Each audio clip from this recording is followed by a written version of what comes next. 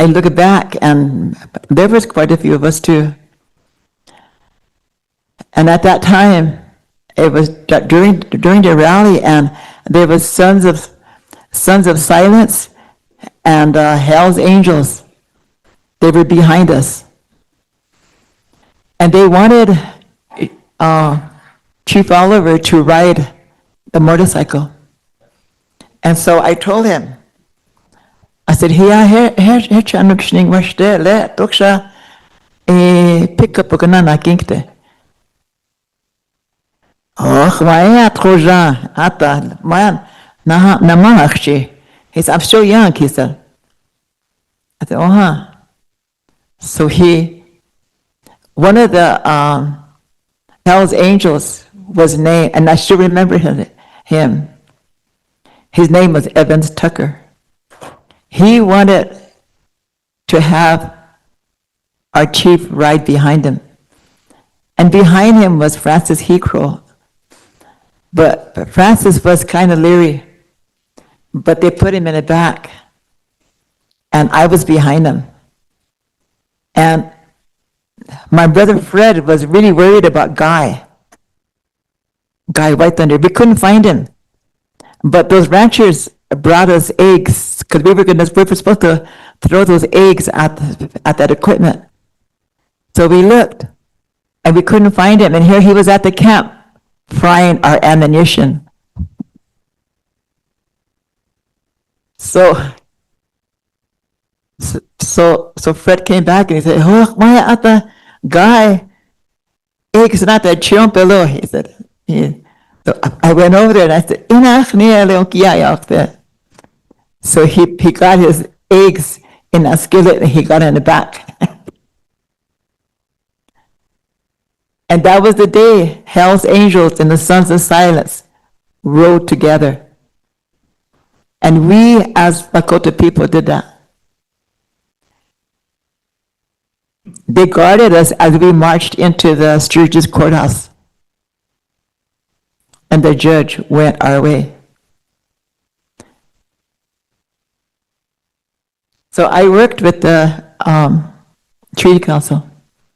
I learned a lot. And I knew a lot.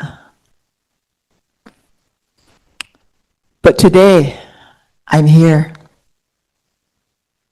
to talk about as women. We as women have a lot to do.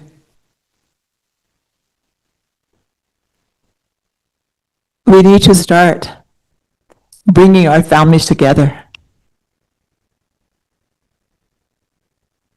We need to start educating, like I said earlier. There's a lot of education to be done yet. We need to show our girls how to wakabla, how to make papa, how to make wasna. I did. I had to be. I learned a lot. But at the same time, we have to respect ourselves.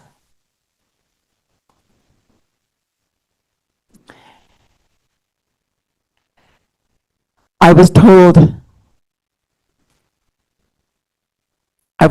by my grandmother, if there's men talking, you can't go in front of them. You have to go around them. That's how I grew up. There was a joke. I got mad at first, and then I didn't say anything because it was at my place. They said there was a Rosebud man walking, and his woman was like 500 yards from him. And the guy from Cheyenne River was way behind, and the woman was in front. And here comes this Oglala. And this Oglala woman was way up there, and she told that man, "You stay back. I'm in charge. I wear the pants of this family." That's not true. We're women. We have to respect ourselves. We're in support of our men. And we have a place in the society. When you go into an inipi, the men go in first.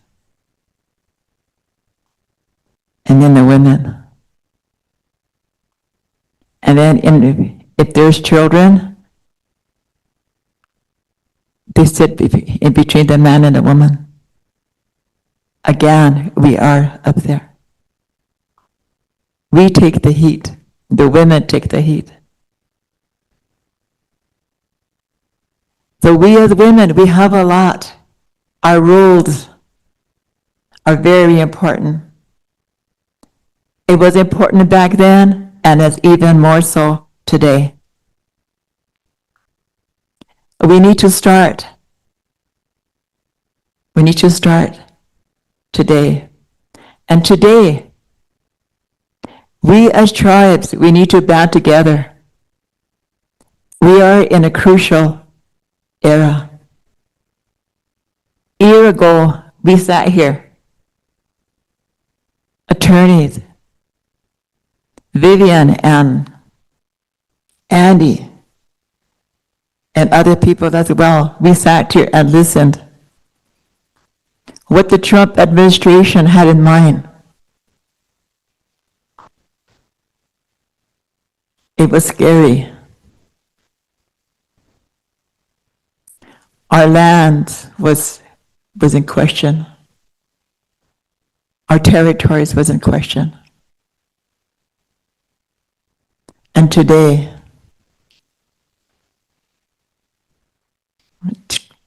we are at a point where our treaties is going to get us through. We need to start educating our legislatures. We need to start putting publication together and educate those senators. The other day I got a call, and they talked about Article 6. And the question was, how many of indigenous people understand Article 6? If you claim to be a treaty tribe, how are you doing this? Where does it fall, and who's responsible for this?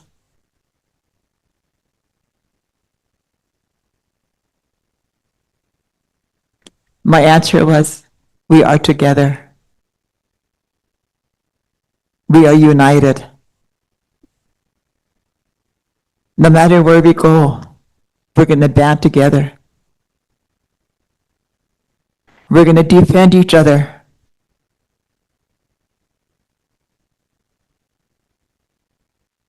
We're going to defend ourselves with our Lakota language.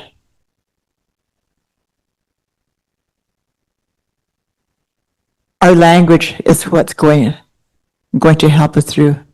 It defines who we are.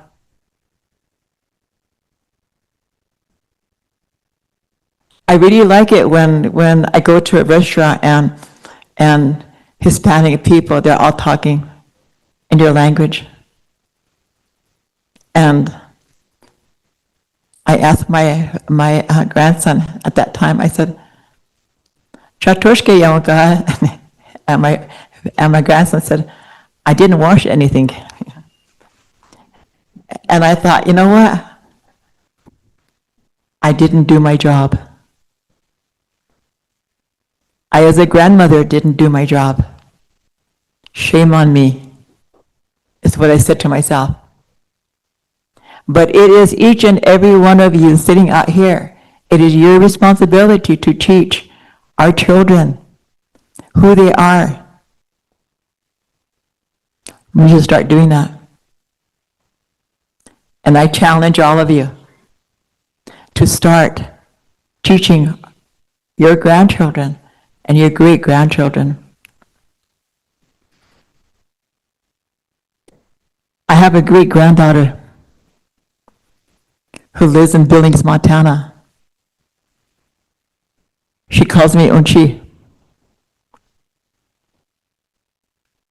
But when she gets mad at me, she calls me Eugene. My daughter, her grandmother told her, you can't have no more than one bowl of cereal. So after she left for work, she said, Unchi, can I have another bowl? I said, no, your grandma said, no, you're not supposed to have just one bowl. I said, not two. She got off from her chair and threw her bowl in the sink. She turned around and looked right at me and she said, okay, Eugene.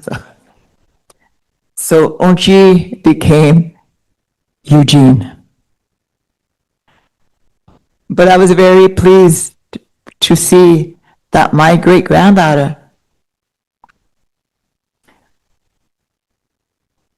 can understand some words. I sent her stuff for her to read. And I told her who she was. And she always says, by blood, she also says that. Our tribe, I really thank our tribe because they were able to help her with education back in September. And so she got a check, and so she always says this, I got my paycheck from my tribe. So I'm really happy that I was able to at least get through to her. But Lakota language, Lakota bichoye gile echa gluhana unjim kta echa. We have to stand with our language. Again, and I'm going to restate that. That defines who we are. We cannot turn our backs. No more.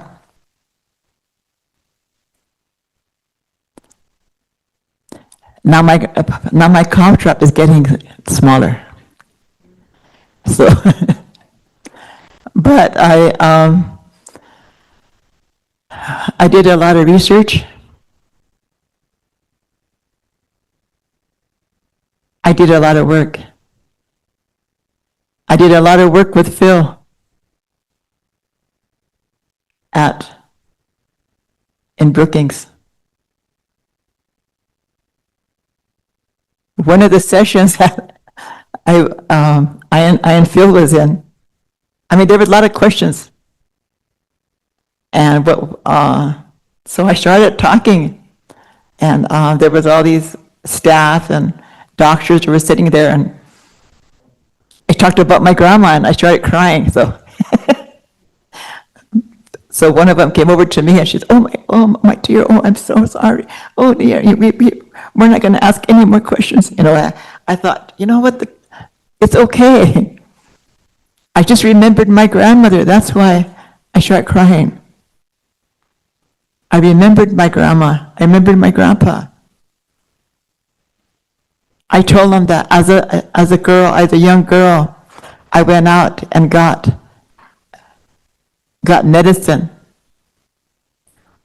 I have an uncle that was a bundle carrier.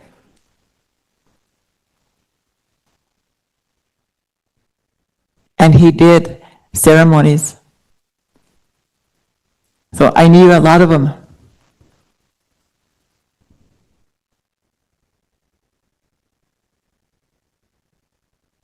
So my cough drops are getting smaller now. Okay, so I better quit now. But in closing, again, I'm really happy to see all of you.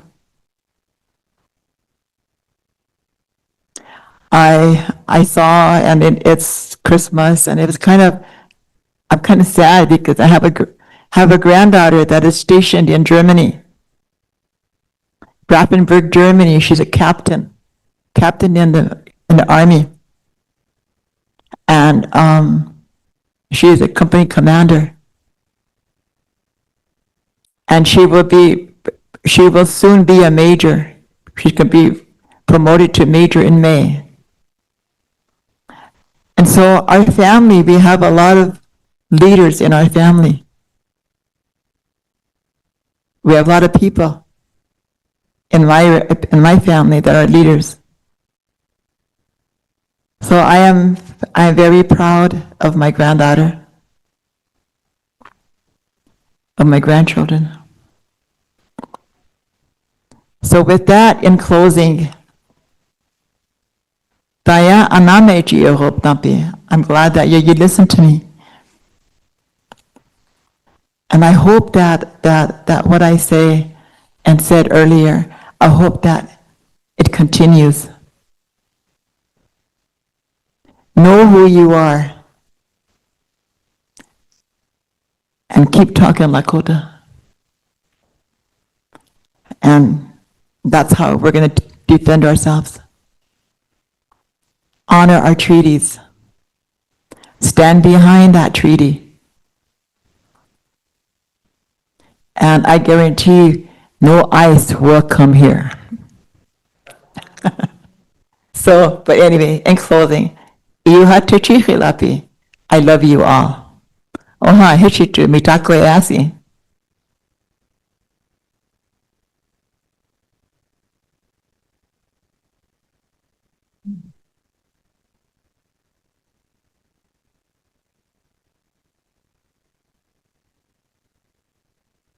Okay, we're going to have a honoring ceremony for Bill Means. We'd like him to come up along with the Black Hills Treaty Council members. Come on up.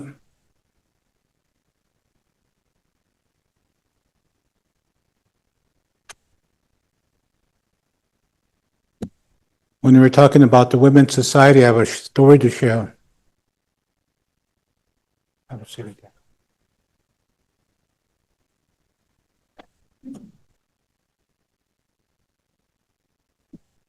When we first did the Little Bighorn ride 33 years ago, when we first went up to the monument at Little Bighorn, it was our elder women that went over to Custer's monument and they started counting coup on it. After they got counting coup, after that we were never allowed back onto the park. We always had our charge on the outside, so it was kind of interesting to see that, they took charge and actually, I guess the Park Service didn't like being at their monument being counted coup on with their stick. So today we're going to honor Bill. He's been a long recognized individual for the treaty. He was one of the founding for the International Treaty Council. He's always been activist. He's always been defending our water, our land, our air. Always took a position that we were always a nation. And it's really an honor to witness him. So we'd like to get we'd like Robert to come up and speak on behalf of the Treaty Council or Bill. Yeah. Oh, okay. And Robert, could you come up too?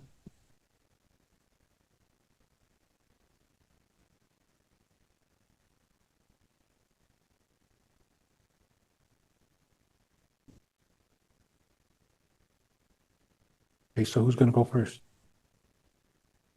Robert, or what's that? Okay.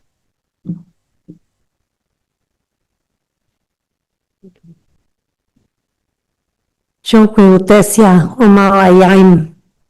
Yapsi pavet sivo simi no ayaim. Respectful greetings to you in the Yaqui Nation language. My name is Andrea Carmen, and I really want to thank Orville for recognizing not me, but the role of the International Indian Treaty Council on behalf of all of you, the founders of the International Indian Treaty Council now 51 years ago. You know, we have a lot of people that we look up to and admire and hold as role models, but heroes are very few and far between in our movement.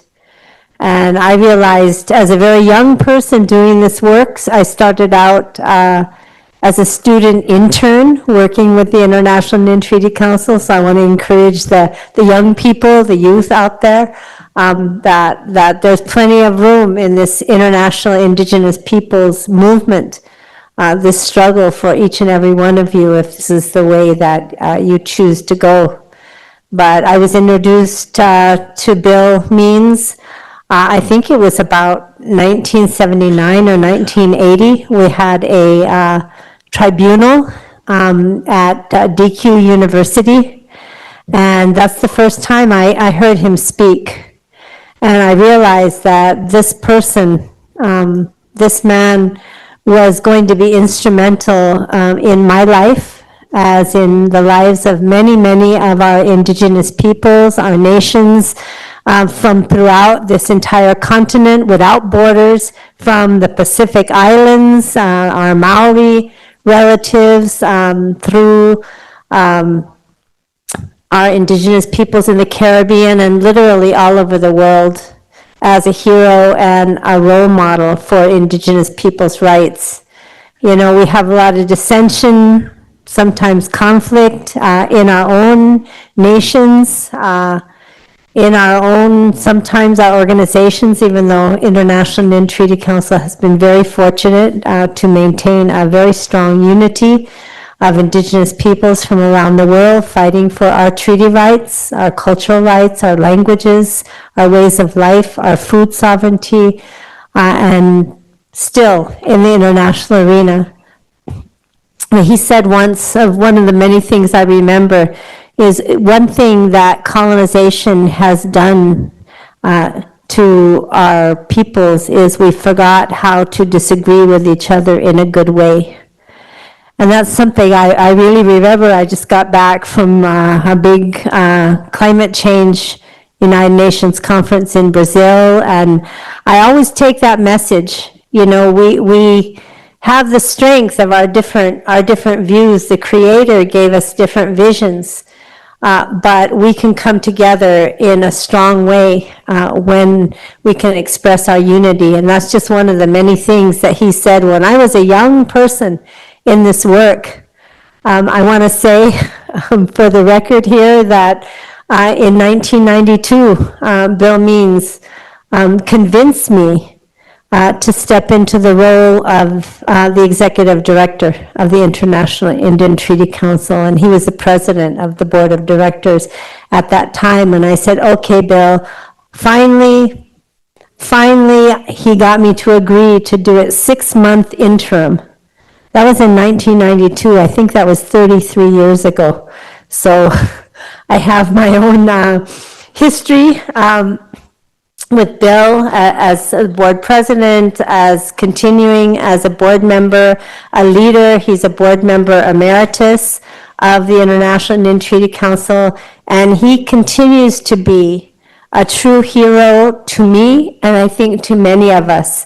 And we have to hold that, honor that, uplift that, because we need more heroes in our movement. We need more examples of our leaders that have never wavered from the original commitment that they made to treaties, to the land, to our sacred Mother Earth, to one another, to the future generations, to our Creator that placed us here to do this work, as an example of courage, dedication, commitment, and a true inspiration to me, and I know to a great, very many of us in this room, outside of this room and around the world. I want to say Chokwe Otesia to Bill. Thank you very much for all that you've given me in my life and to each and every one of us here. I'm very honored to be able to be here as you honor this great leader, one of a kind, that we will always remember and be guided by. Chokwe Otesia, thank you very much.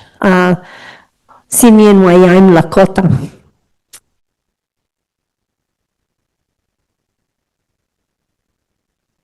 We're gonna have Robert Ducro speak on behalf of the Black Hills Treaty Council.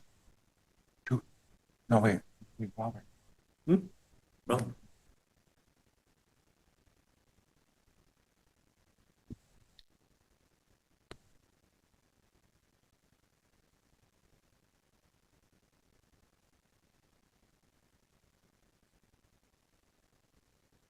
I'd like to greet you all here today at this very interesting time. My name is Robert Ducro. I'm a member of the Black Hills Treaty Council, and my friend out here, we talk about different things, what types of strategies that we need to say. We talk about our past, our young life. And this courageous man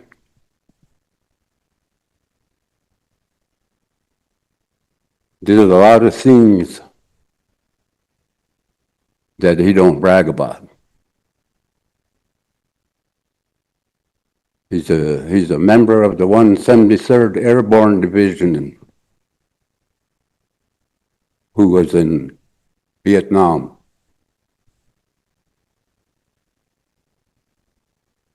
He was part of the treaty councils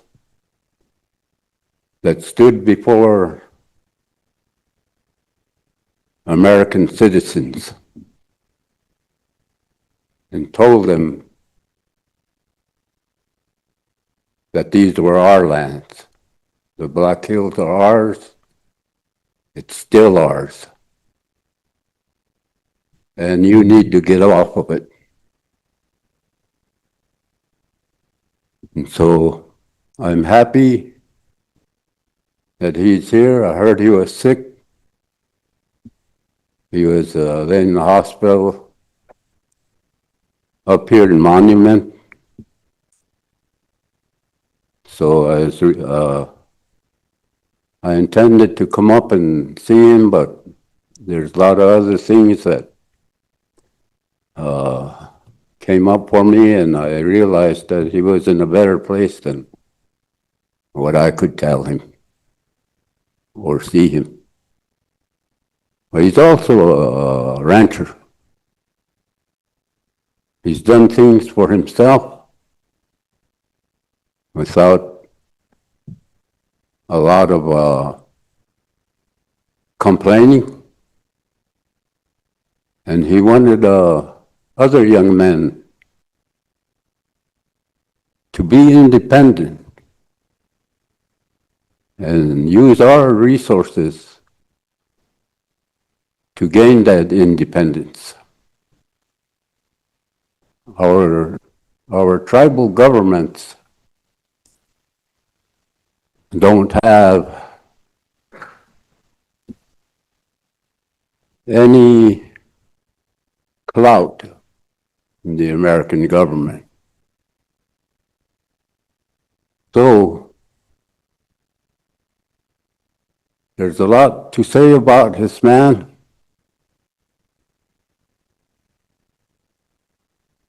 Him and his brothers, they were the first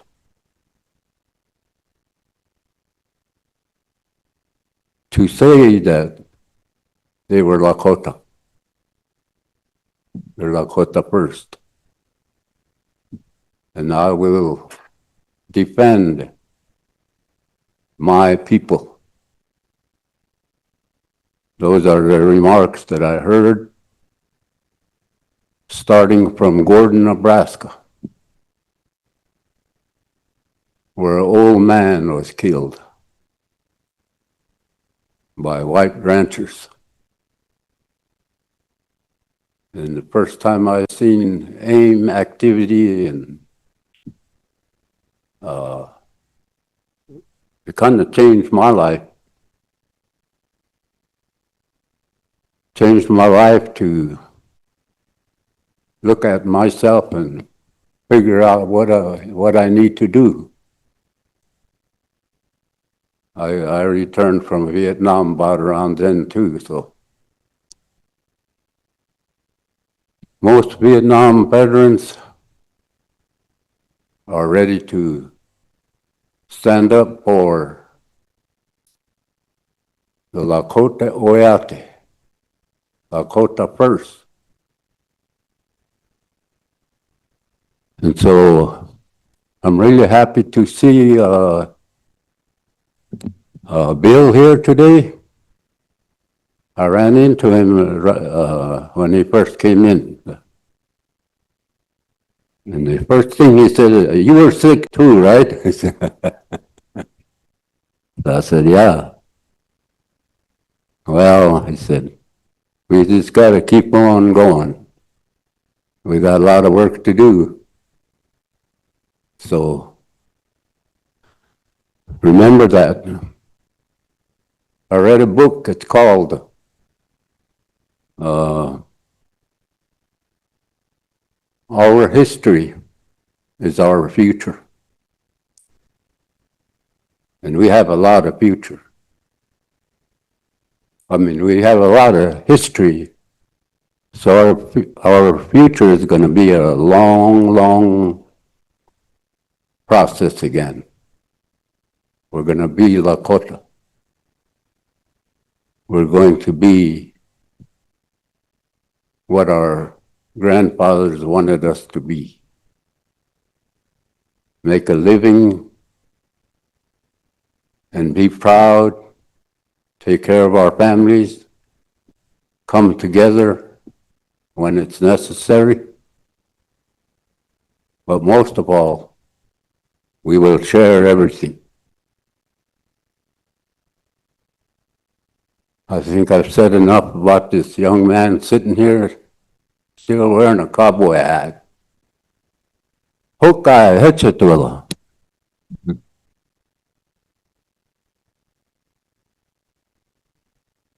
The next speaker we'll have from the Sioux Treaty Council, the chairman, Claude Duell.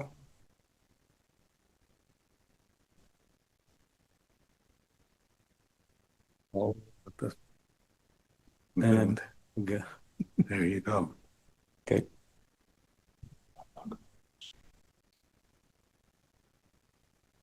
Okay.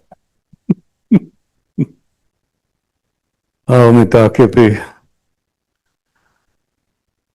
You know, it's really a learning experience to be involved with treaty. Like our speakers before, and our leader, Chunupa Wichokanki, Wakanga, Wichashaki, Otokake, Naji, Wa Wayanka, Chunupaki, Wa Wayanka. Hacha, Lecha Hibna, Naku Washte Wogalaka, Yahani, Wichokanki, Lana. Tehike, Titake tuna, Yahipi, Katokia, Hena Wopula Chicha. 1996, Tushwa mi talk, Chajimo Makupi, Tokala, Hochoka, wa Okia, O money. Tokala, Hochoka, Waokia money. You know, this name that I received, it was hard earned name to start telling the relatives to change their way of life that's killing our people. It's hard to see Teoshpayas break up. A lot of relatives don't get along today. You know, we go back to these Wobched, these ancient teachings of the grandfathers, what they said and shared with each other. They looked at each other as relatives. My brother, Misunkala, or Chie, older brother, Yotanchila. I put you in the highest regard. And I will share this, that we are the walking example of love.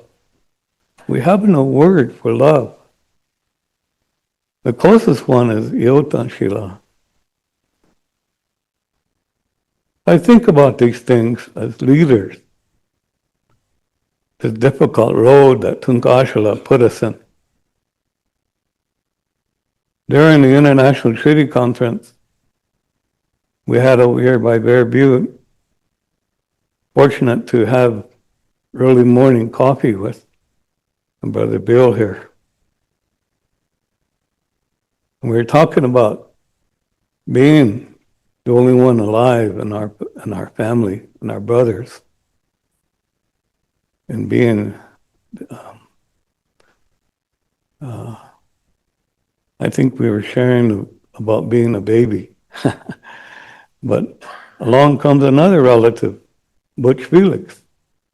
So we sat at this table, breakfast table, having coffee, and we realized we're the only ones left in our family, and being babies. I'm the youngest of 9.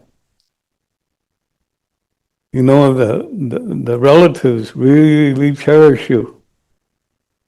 When you're growing up, they see something in you. I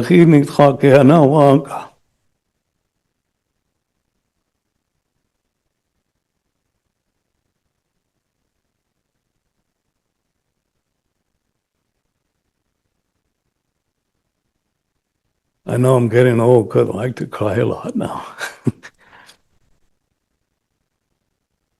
And grandfather flying by. They asked him to say invocation at Santiago University for the Head Start graduation. And they asked all the adults to come out and dance with these little ones. And we all did it. And I really felt this tremendous energy of love and innocence from the children, and really started to understand this term, Wakanjaki Wakampi, that sacred energy. And I know Brother Bill and his family stood strong for our beliefs in who we are and wanting justice for our people. It's a hard road to stand and defend the people and say it from the heart.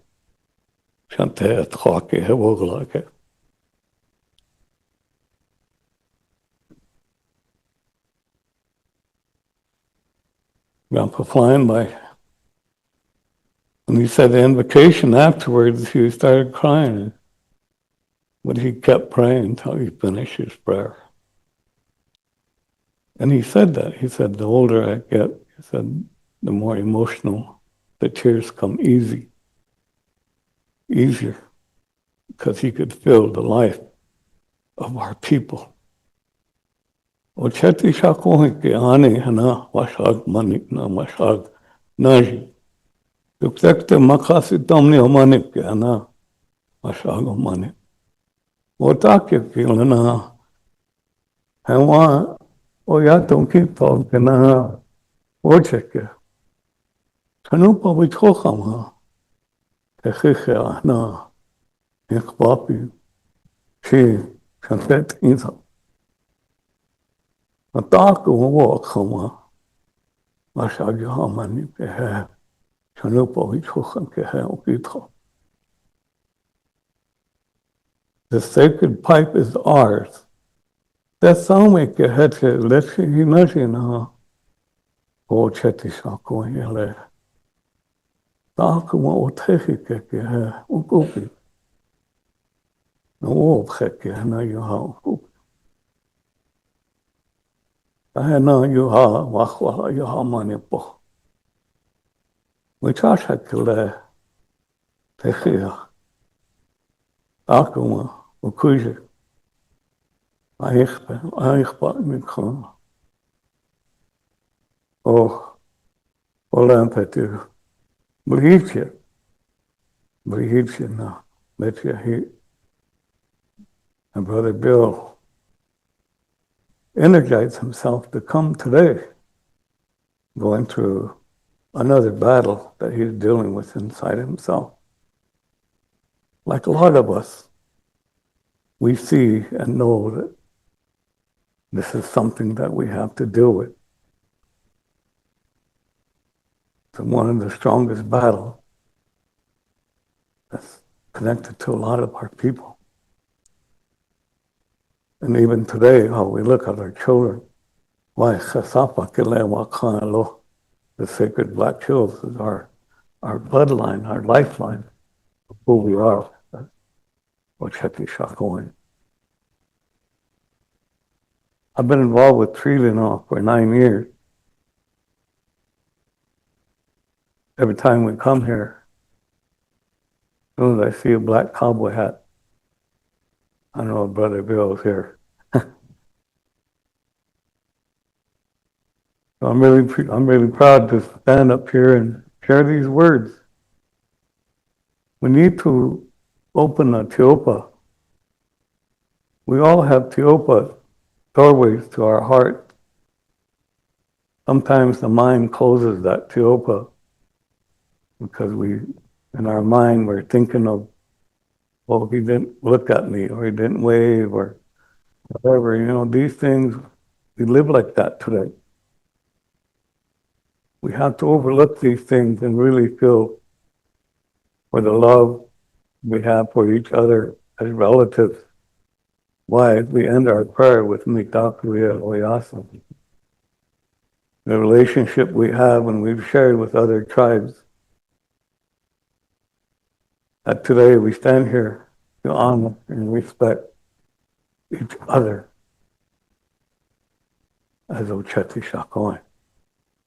The Chochan Kalana, Wophe Kalana, Yohani Tona Hana Maka Kamanip Kana, Otiktek Tuktek Taha, Hell, Wophe Kana, Ukupi has. Tuktek Taha, He Uehe. Oyhani Hana, Wophe Kana Soyab, Namash Ayahamani, She, Mankala Etuna, Uchach Bioyate Tam Hippie.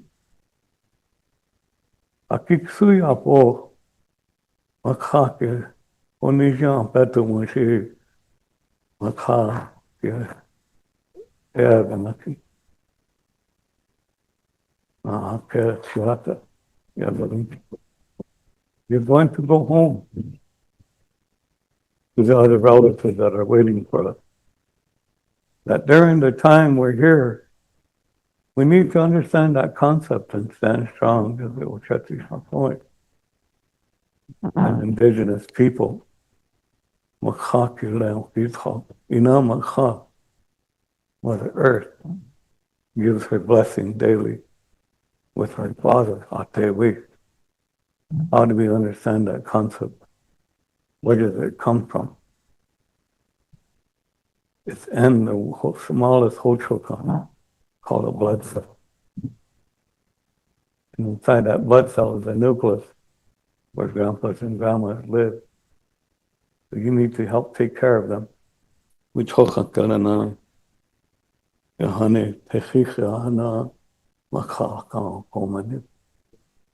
I want to thank you for allowing me to say these few words. on behalf of Brother Bill. And we thank him for all his endeavors and what he's done in his lifetime. And the relatives that are still with us that are dealing with similar situations. Like all that came before me, the energy of love is a powerful medicine. We don't get it in no pharmacy. We don't get it in no hospital. We get it from an energy, a lifetime that was given us way before in a time of creation. I'm going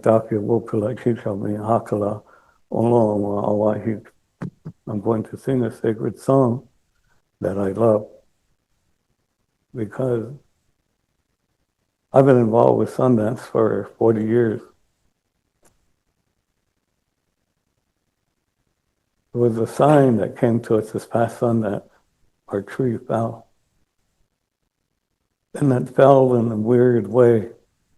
The wind did not blow it over.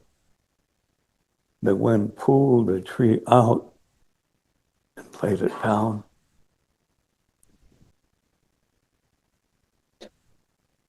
Something caused Kateke Hana. Why did he took that Sundance tree like that? It did not fall when we put it up. It was the next day before we came into the sacred circle.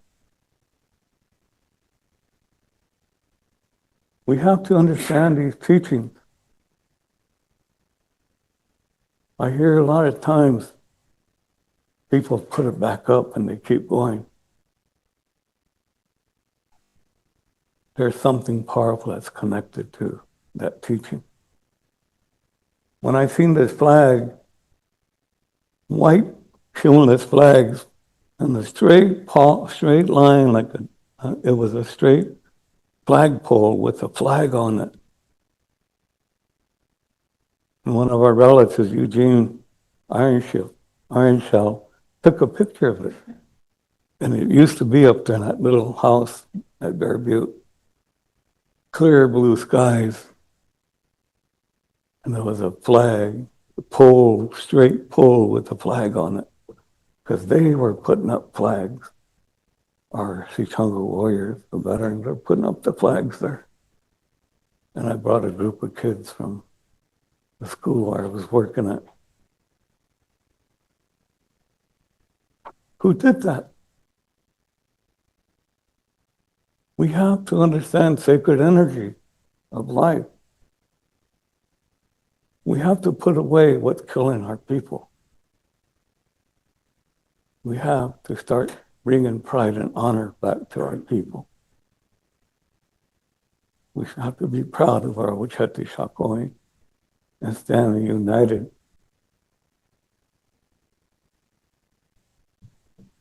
Things right now are not looking too good.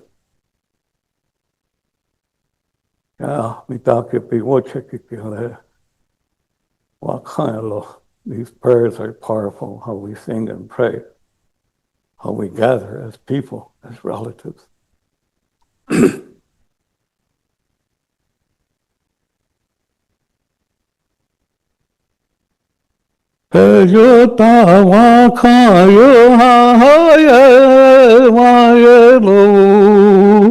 Chanu payo ha cheki ayo, tonka shela o she malayo, ate o maki ayo, hey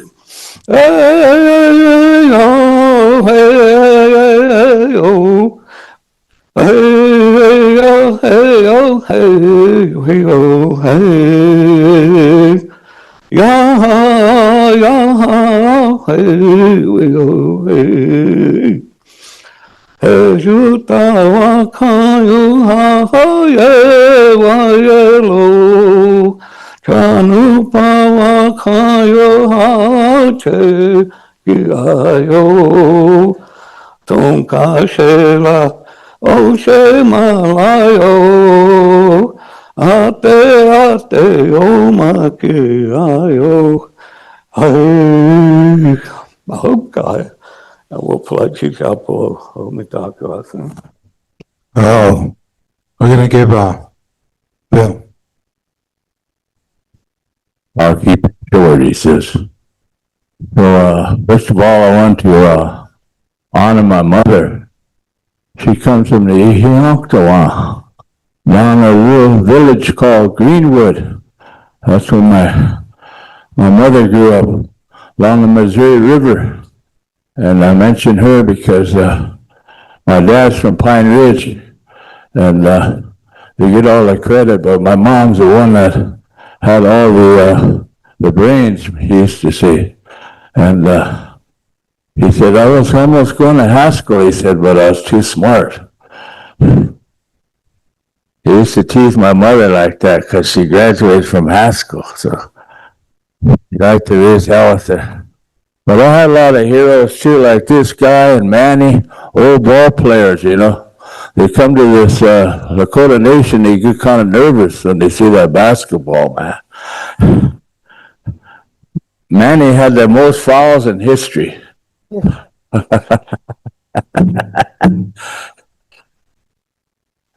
liked to foul, teacher. Anyway, so I just want to say that on behalf of my mother's people. There's my she there, Faith Spotted Eagle. She comes from our area, and I wanted to honor my mother's side for once because my brother Russell, he got all the fame and fortune. He even went in the movies, you know, so I got to mention my mother because that's where he comes from. Down there at Greenwood, man. All of a sudden he's a movie star, all that. But reality, he's from Greenwood and from Porcupine. So two humble beginnings to got to remind him every now and then to bring him down to earth. Because I stand on his shoulders because he was a brave man. He did a lot of things. We're just talking, this guy and I, about Gordon, Nebraska. That's where we went in and took over the whole town. And they killed a young man by the name of Yellow Thunder, Raymond Yellow Thunder. So they told us, long as you guys are having American enemy, don't forget Raymond Yellow Thunder. He gave us a song that's called the AIM song. And it went all over the world. And even the FBI knows that song. We sang it so much. So, anyway, but I just want to give credit where credit's due, and I thank all of you. A big whoopila. I know I was in the hospital, damn, long time, in and out. My daughter lived here in Rapids, so I was kind of lucky.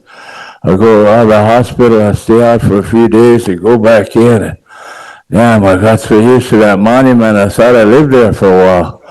Damn, barely got out of there, man. I never looked back, but I got some brothers from Rosebud country. They kind of took me in down there because I went to school there.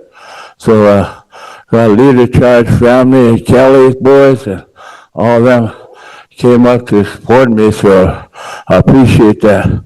I got some strong brothers down there and relatives in Porcupine that always backed us up. And I remember I told that guy in Gordon, Nebraska, I went there to play golf one time in a tournament they always have during the fair. So I went down there to hear that guy. He was just smart, standing there behind the counter. He said, Means, huh? He said, yeah. I said, last time I was in this town, we took the whole town over. Easy, got just quiet, you know. They just didn't say nothing no more. But yeah, we did some things back in the day where we had to stand for our people. And I mentioned Yellow Thunder because he gave his life, you know. They killed him. They found him 2 days later in the back of the trunk of a car. And they left him there to die. And we went, his mother, aunties, uncles, they went everywhere, FBI, U.S. Marshal, trying to get help because they killed him for no reason other than he was on the streets. And but we at least gave him justice. The two guys went to prison for a while. Wasn't much, but at least they felt the sting of behind the bars, you know. Which brings me to a reminder that I got a letter here from the boys up in Sioux Falls. They need some help. So those of you on the tribal councils, see what you could do. There's a lot of brothers and sisters in these prisons. They don't have a fair trial, or they don't even get a trial because most of them plead guilty just to get out of whatever their charges are. So I just want to put a word in for those behind the bars so that these councilmen, you can at least set up some time to visit them or let them know that you care about them. Because they call them the forgotten people, they said back in the day of Wounded Knee when we were all in prison. And those times get lonely there, and they deserve to be treated as men, as women, and have their dignity, even though they're doing time. So I just want to put a word in for them and say, Vitakaye Oyasi for everything. Oyachitolo. Shichashi, Tichihida, Inani talking, Theo, Mija, Wexuya. I remember Auntie Tui Theo, her and my dad, they'd solve all the world's problems at the post office. They stand there in Iwogadakapi in Dakota for hours, and so I knew her well. And remembering Ted returned to Ihangtua, so he's buried down at Greenwood. So Toy, I don't know if she's around here, but she comes by my house and visits Ted, and so we remember him, your Sunkaku. But I wanted to share a story of strength from the Feather Necklace family, which Shichashi comes from. My kushi told me, Ehanakchi, Ashwana Wichasha Wakan Washichuki, Chana convocation at Umnichia Tanka Yuhapi. Remember when the church came, you older ones? Those big convocations with those wall tents? And then they'd go to church and, of course, have ceremony at night. But they had a big one, Bakha Ata Wakea Ota Hihunipi. And here my kunshi said, Woi maga, iknunakchi, feather wichashaki, wa ichpea wanji yuha. That his grandpa, great-grandpa, had a giveaway. And she said it was a giveaway that she had never witnessed. So he came into the circle with one of those buck wagons. Remember the ones that had kind of the walls around the side? Oh, you're too young to remember those. But he had a whole wagon full of singpetuate. You know what singpetuate is? The bitter root? And you get it from they hide themselves in the cattails.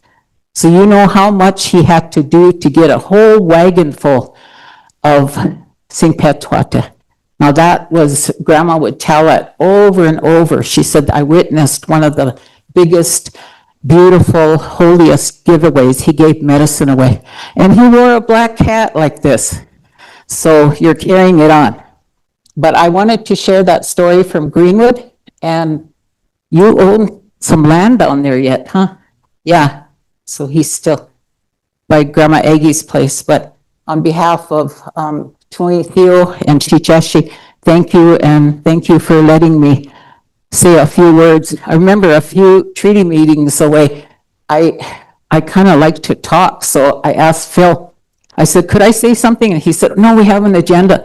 So I went over to Chicheshi and I said, could you let me in? So Chinkishni, Phil looked at me, and so Chicheshi left me. He said, I'll save you 10 minutes, but no more. So I got in. Oh, Peter. Here. Where does this go?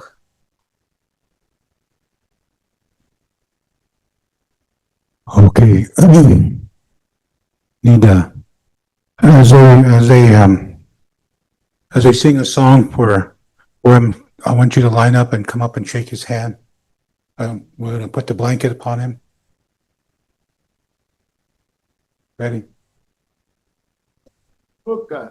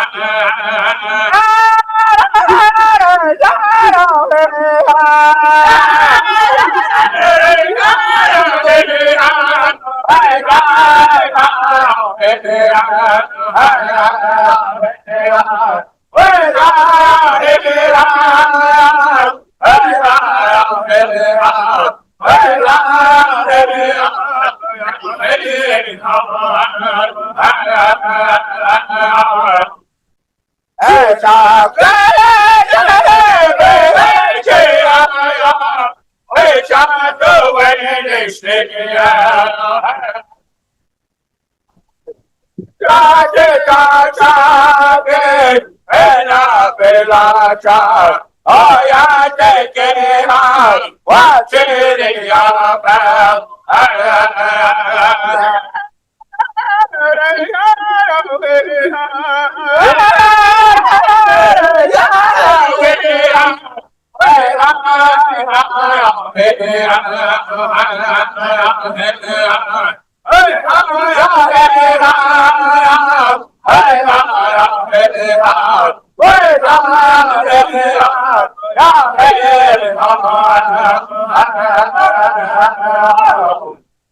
Hey, now,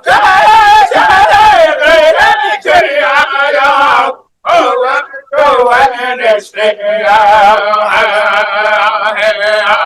which I shake the shaggy and I feel a child. Oh, yeah, take it on what's in your bag.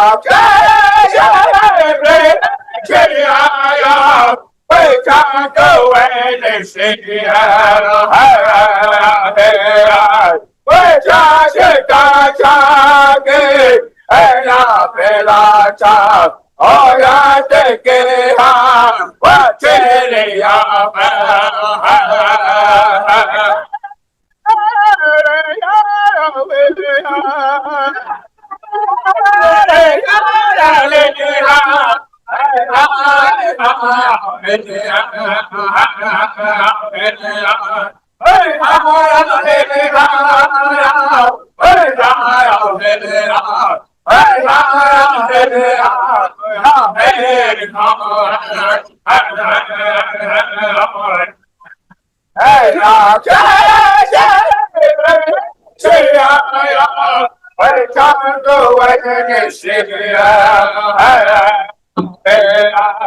just got talking and I feel like child. Oh, yeah, take it on. What's in your Oh, yeah, take it out. What's it Hey,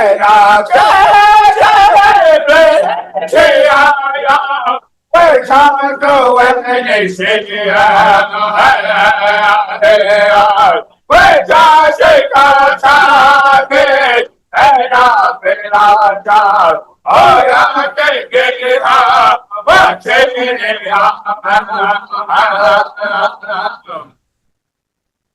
Okay, remain standing. We're going to have the new. Thank you to the Creekside Singers. Before I say the meal prayer here, I got some sad news from the Oglala country.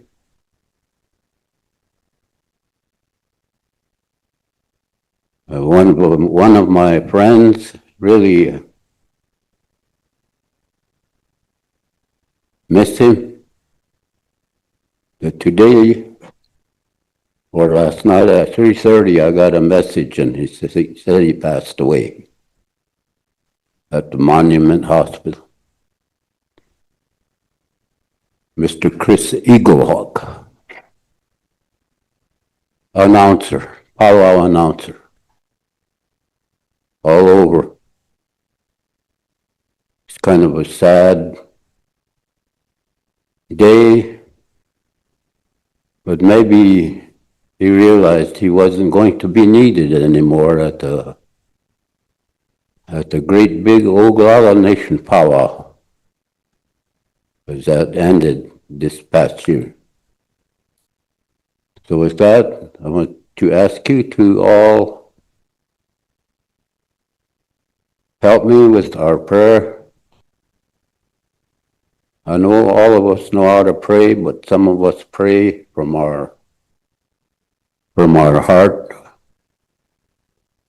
Otunka la tela kantanka ampetukile wopila chichi inka atechia wanauki kumpika ta komini hana heche tukte. Ocha, titaku ye ke ha, pchai yon ke chuna, oni kik chupina ha, ke, wo e chun otak ta cha, belich apikte. O he chun ha he, le wo te ai ha na arjin ke lena ha.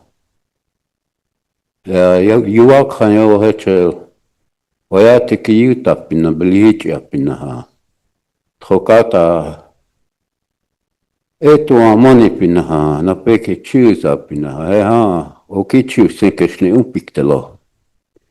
Wa he ha ke e primte. Kun kasla, na michi hu umoshike lo. Wa chatu, ta kese. Okay. Lunch break. The meal is on the hallway, cafeteria style. Make sure you let the singers eat first. I know Emmanuel's really hungry. And please come back. Don't eat and run. Don't eat and run. Please come back. Please come back. Okay? Come back.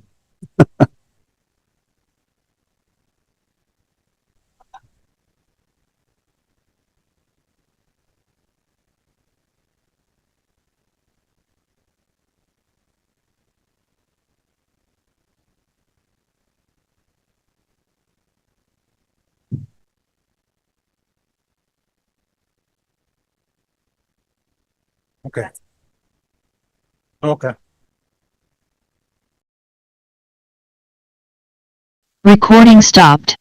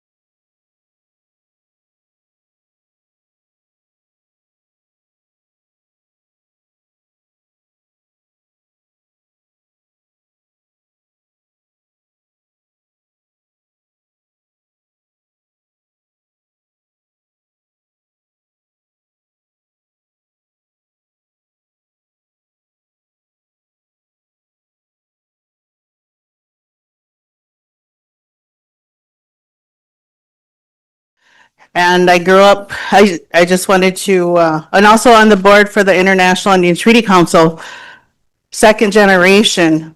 And so we're so honored to have this honoring. We're just, makes us really feel good and strong to see this honoring of my Uncle Bill here. He is, he married my cousin, so he's my uncle, my cousin uncle.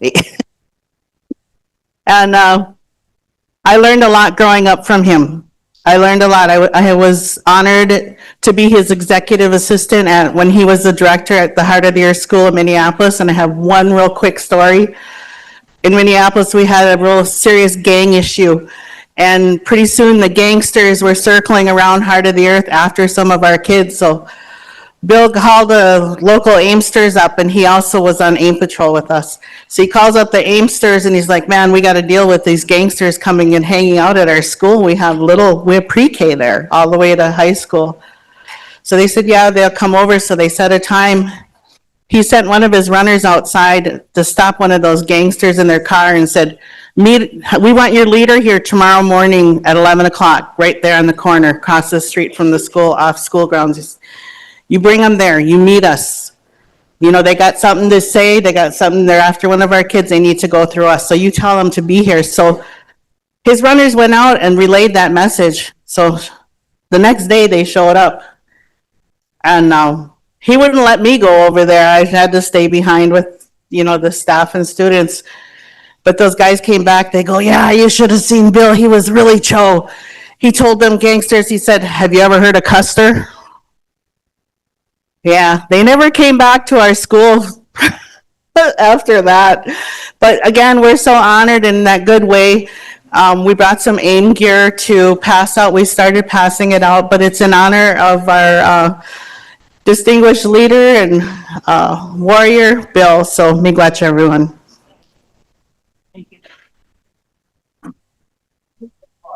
All right.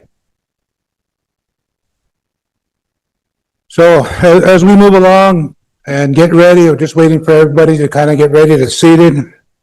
I know it was a long morning. I didn't give you guys a break. We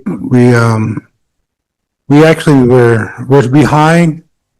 We didn't even get Bill to speak, you know, to do the opening remarks, but he'd do it last. He said he would same. So it's interesting as we see a lot of these things that we go on, you know, it's never really, we have it on this paper, but it never goes, especially when we have a treaty conference.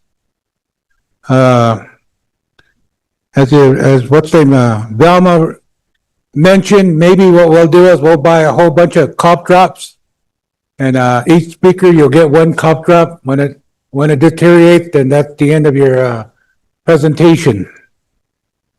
So I think it's really important to think about those, and then there's a lot of great things being said, and if you listen to what was presented, a lot of it is presented in what we're supposed to be knowing, and a lot of that comes from our spiritual walk, our natural law. As you know, the part of that process that the Vichashas every morning before the sun rises, we're supposed to be praying. So I just wanted to let you know that was the 6:30 a.m. I expect everybody to be up facing the east to pray. You know, and that's really what something is that we don't do anymore. Right now we sleep in, we go by time, we don't get up. You know, and so tomorrow the first thing we're going to do is to hold that whoop in your mind, get up at, I think it's 5:30 as the sun comes up, and start singing that we talk on and pray. I'm going to be watching you. I'm going to be outside watching you, see what's all out there. So that's the part that the customary aspect of it, because we're kind of getting really indoctrinated into this modern world, and it's very convenient to pick and choose what we want to do. And that's really a part of that process that we've learned over, for me, it'd be 6 generations of learning that type of instructions from as you would say, the European invasion. And it really taught us well. They took us educated in their history and their academics, and yet they were the ones that were fleeing a lot of that oppression themselves. And it's kind of interesting that they carried it over. As they pointed out, you know, end result is that when they came here, they ended up arguing over each other, over religion. As you see, Catholics, Protestants, they were arguing with each other already. When they came over, they were arguing about leadership. And the end result, they ended up creating a constitution, and they argued about that too. And the end result is that it bonded them, but it kind of declared us to be, as some of you read, and some of those that see it, we were referred to as savage. Yet we were the ones that ended up teaching them how to survive on this new land. So, and yet we still had enough compassion, and we still had another respect to respect them as human beings, even though the hardship that we endured, and that's what we've been experiencing 2025. So you really need to take a look at what we're experiencing today. And I hope that as we move along, that one time they asked me to speak in front of the district to give them Oceti to talk about things, and the first thing I told them was, you guys need to behave, because they looked at me, they really needed to behave. They brought up issues, but they didn't listen to each other. That's the part that we really have to understand, is that we need to listen to what people are saying. If you don't listen to what people are saying, you don't get to understand what they're trying to relay to you. And I think that's the part of the customary, and that's when somebody is speaking, you kind of calm down a little bit, and you start really paying attention, because they might have something that you're not aware of. And so you have to think about those things. And I know that the Teoshpai system, each and every one of the families are responsible for each other. And that's the part that we really need to really understand, is that we need to respect each other's Teoshpai, acknowledge them. Acknowledge every one of them, because the families are the ones that bond them together. In modern world, we end up using their type of technique and compete. If you listen to them, one of the things that we're seeing is the Republicans and the Democrats arguing who's the best man. We ended up assuming some of those really characteristics. So I know everybody in here is a Republican and Trump supporter. So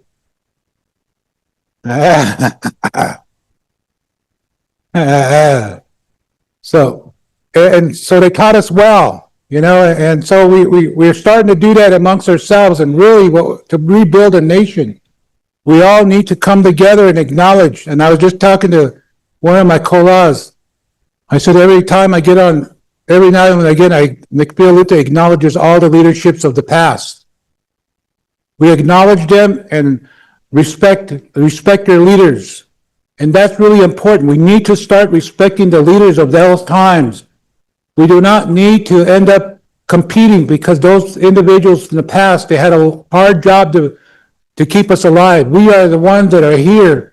We're the survivors of the descendants. So what we really need to do is we need to work together and live together. We have to start respecting each other with the customary rules.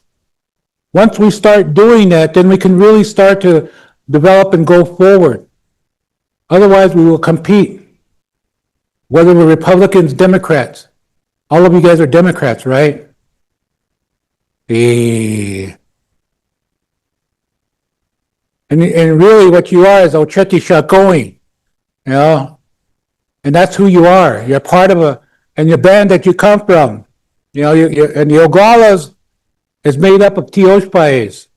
That's what it is. It's many Teoshpais that came together, families.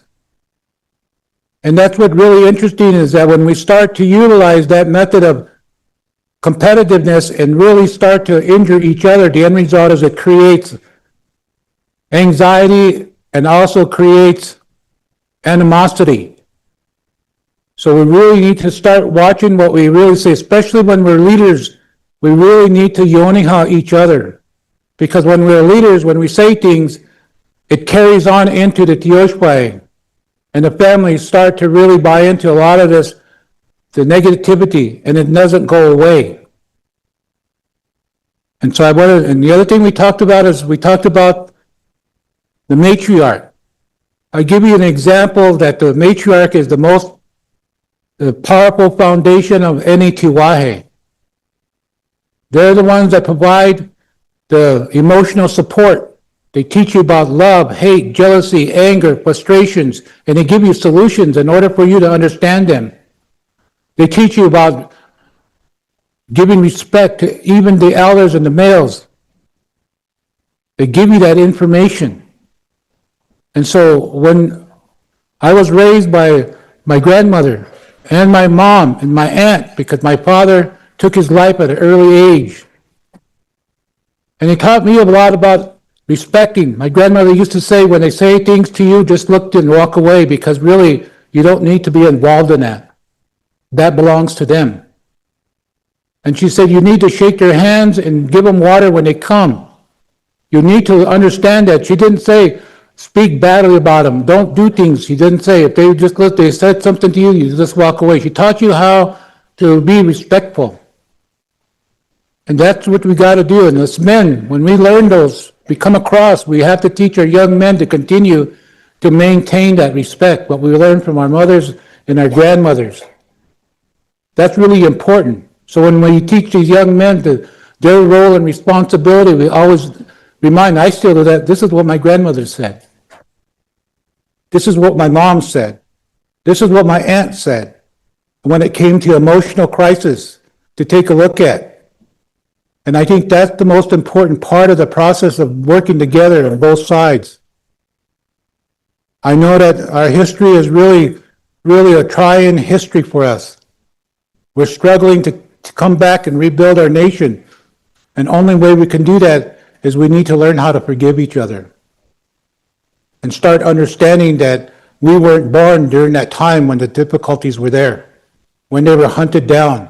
When they seen their family, their aunts and their uncles and their grandkids and their nephews being killed in front of them and chased down. We weren't there. And yet we argue those points in today's time in 2025.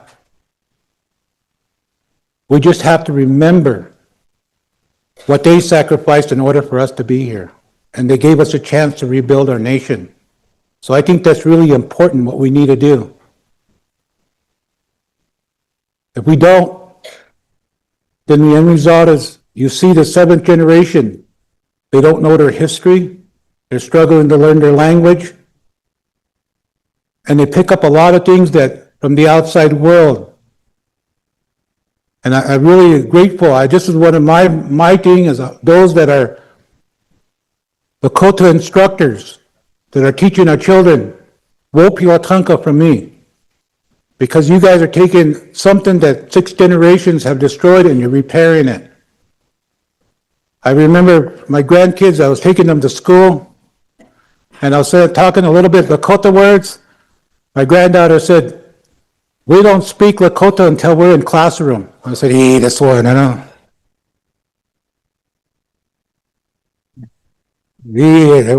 So the other one, my granddaughter, and I was listening to her, we were going in the car, and the other one said, her name was Alana. She knows how to speak the Sioux National Anthem. So I told her, I said, go ahead and kick it out. I told her, and she looked at me and she said, looked around, and afterwards, she had that, I encouraged her, and pretty soon she kicked it out, and we were going down the road, she was singing that song. You know, and it's interesting. I'm not a fluent speaker, but I told my grandkids that when we start going to this, when we start organizing our community, they start teaching the language, I'm going to go down there with you and learn with you.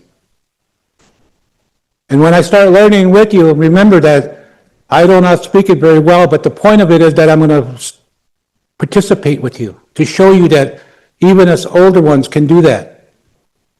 That's the movement of a Tioshpai system, to show and do things. And I think that's important. Those are the roles how to rebuild a nation. So again, Wopiwatanka for the language teachers. And we'll pull up with those that are teaching those, the customary law of respect. And those that are teaching the spiritual warfare, wopilatanka, that gives the opportunity for those that really need to understand that there's many variations to it. And that's really important. Just wanted to leave you with that, and hopefully that one day the next generation really picks it up. And that's where a dream will come true when they're sitting at the McDonald's speaking Lakota, ordering up Big Macs, you know? Kicking it out with French fries. But that's that's our objectives. And it's really good. I know that we have a lot of issues about the written language, but remember this.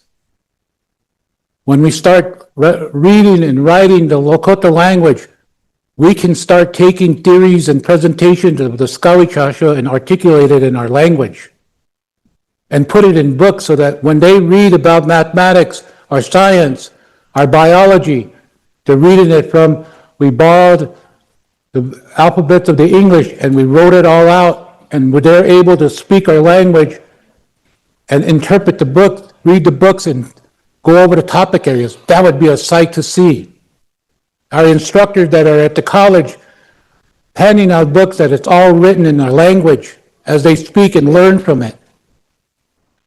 Other cultures do that. So if you see mathematics in German and mathematics history, it's in their language.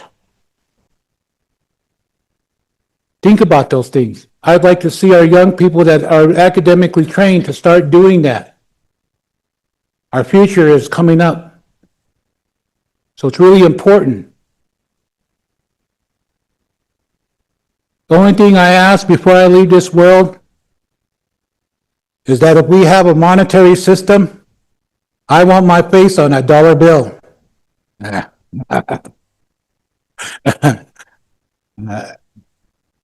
Warren G, you know, just to represent that, I want my face on it. If you don't, then don't make the money, all right?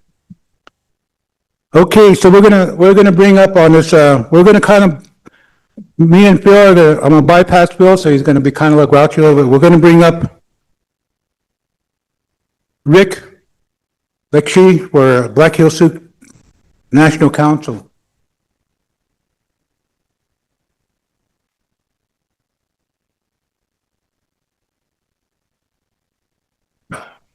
Hey, no, you're in.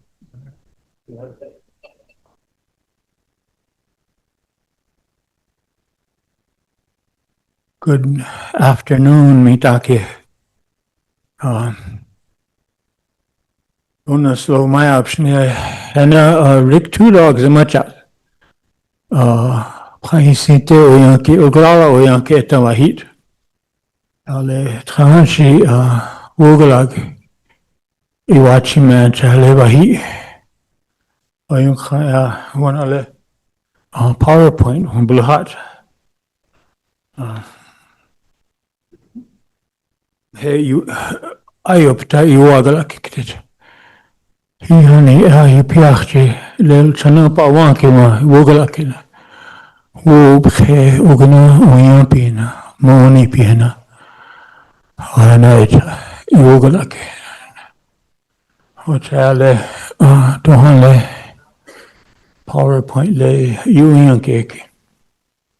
So I have my name's Rick Two Dogs, for those of you that don't know me. Come from the Pioneers Reservation, the community of Porcupine. They call it the home of the champions. So throw that plug in there. But a lot of, I think it's called that because a lot of champion dancers and singers come from there. So that's how I got that name. So I'm going to talk about kind of like a vision of the future, the things that are threatening us, I guess, as a people, and like some kind, like a type of strategic planning We come a lot of times and we hear about the history and all of that, but our ancestors used to plan 7 years and 7 generations ahead. And I think we've kind of gone away from that. So what they put in place 7 generations ago is what we're living with now. The things that we have, the ceremonies, the language, the different things that we still use. They had a way of putting that in place and ensuring that it would survive. So we are, I guess, living with our with the fruits of our ancestors 7 generations ago. So Washichu, how they count generations is son, or grandfather, son, grandson. But with us, we count, so the father, son, grandson is a 3 generations.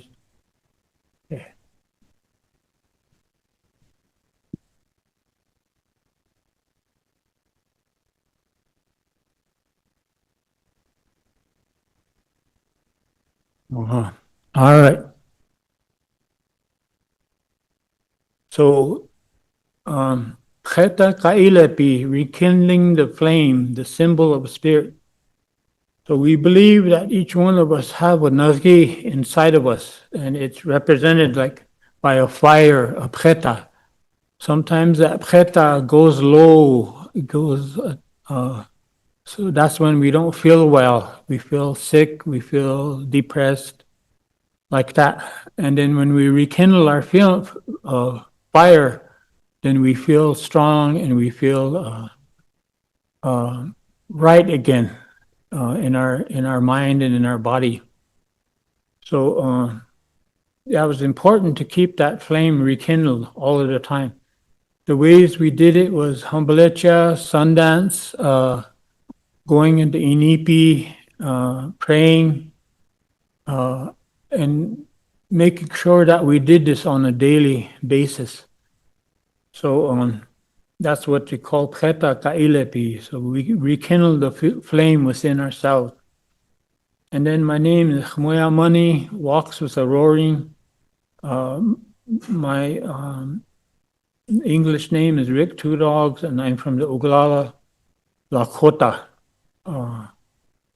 So that's who I am. So in my introduction, Wopila Tranka for the invitation to Tanashi Chris. Those of you, how many of you are older than 74 years old in here? Okay, so I'd like to ask your permission to speak in front of you, Dokash Nehechi. I got permission. So,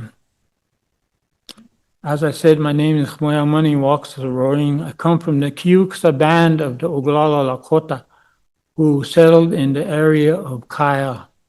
My census name, my prisoner of war name is Richard Tudor.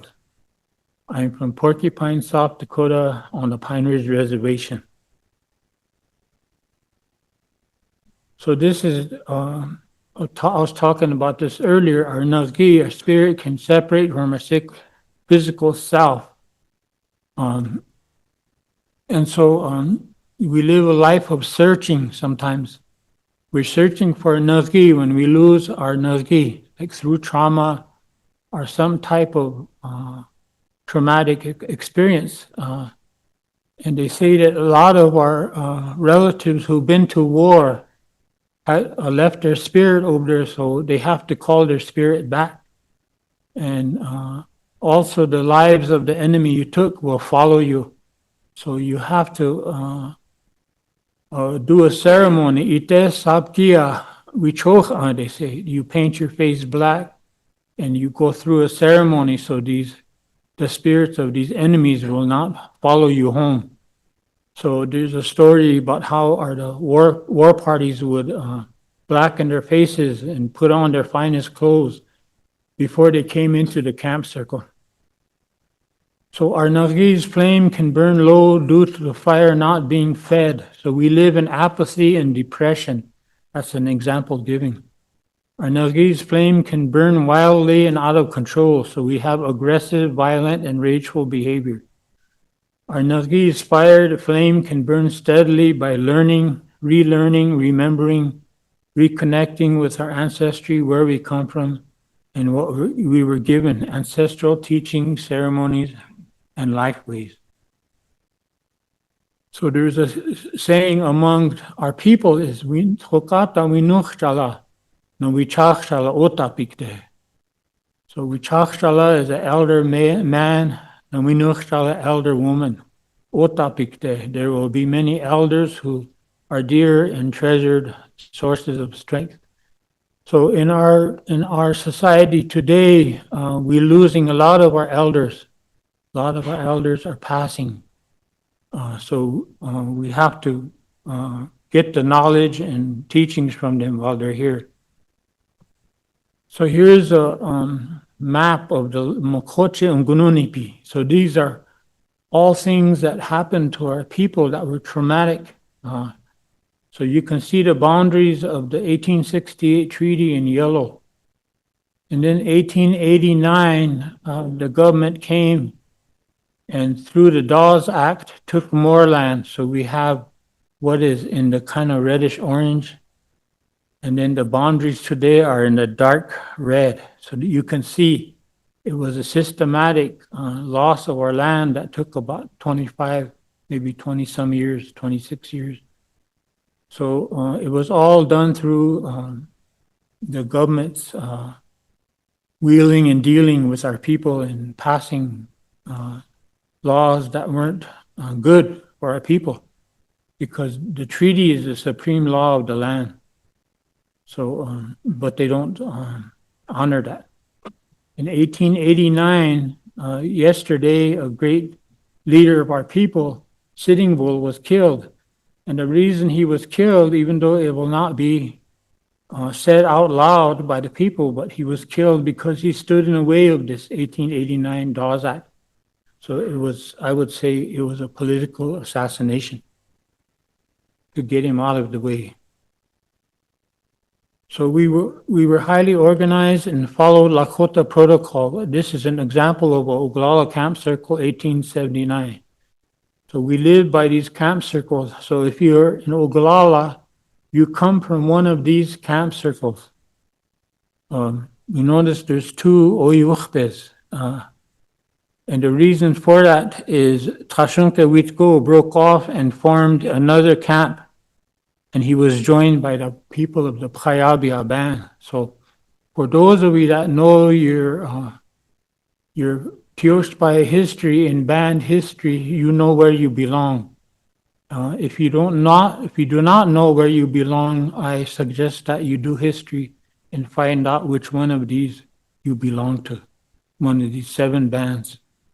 Each, the Hochwoju, the Sichangru, the Honkpabcha were all broken up into 7.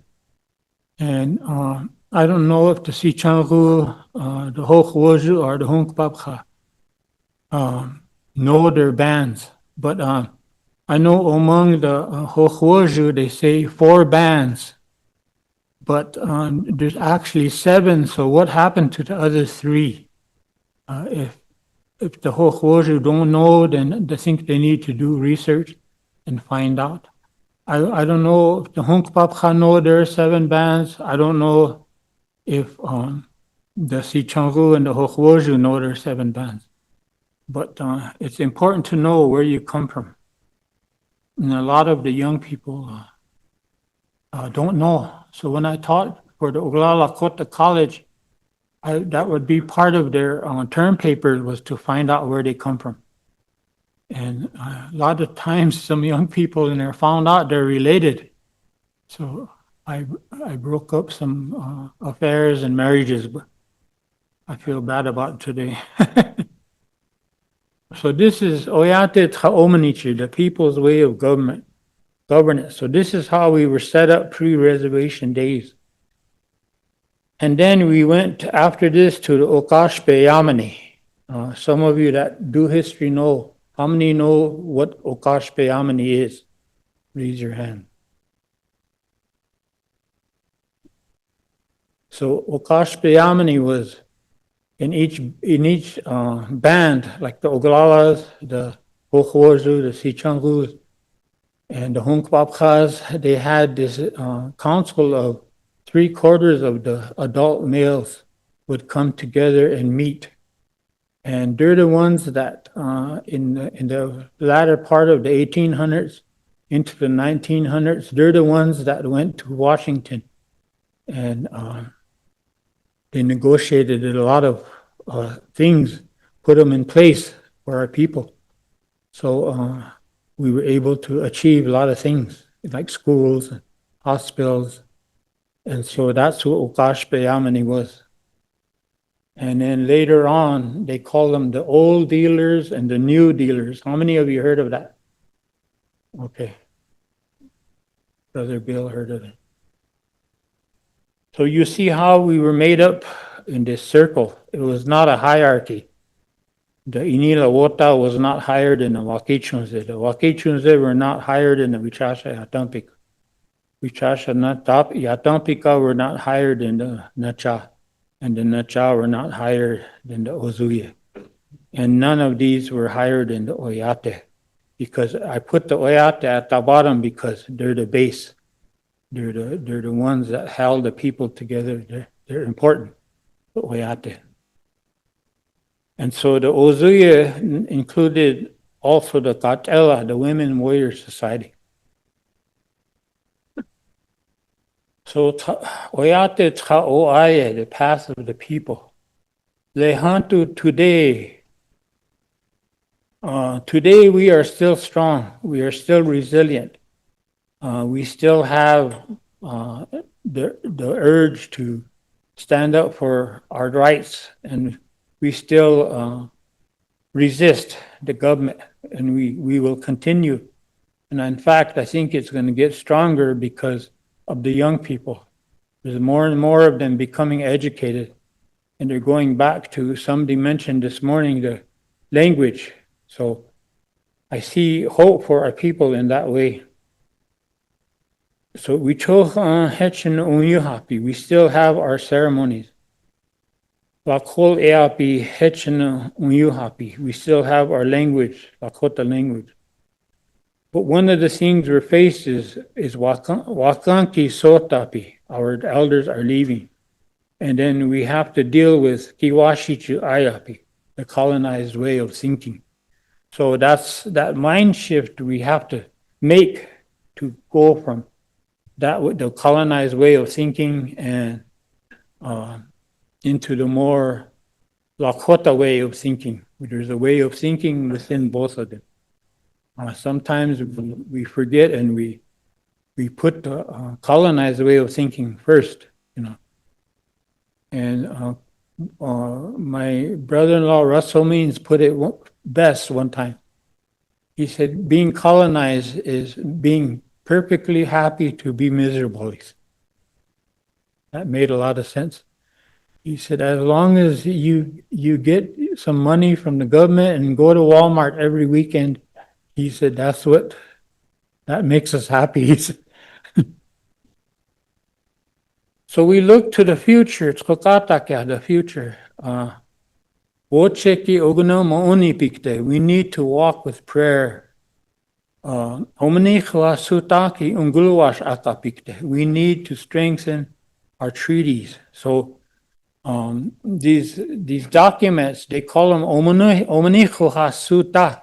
Means if you see these old time documents, like treaties or like deeds. Yeah, how many have you seen those? The original deeds. How many of you saw? They're real thick paper. Okay. So the old people will say, omanicho hasuta, means the cloth that is hard. Documents are called omanicho. So the 1934 Reorganization Act, that's called the omanicho techa, the new document. So that's how our ancestors looked at it.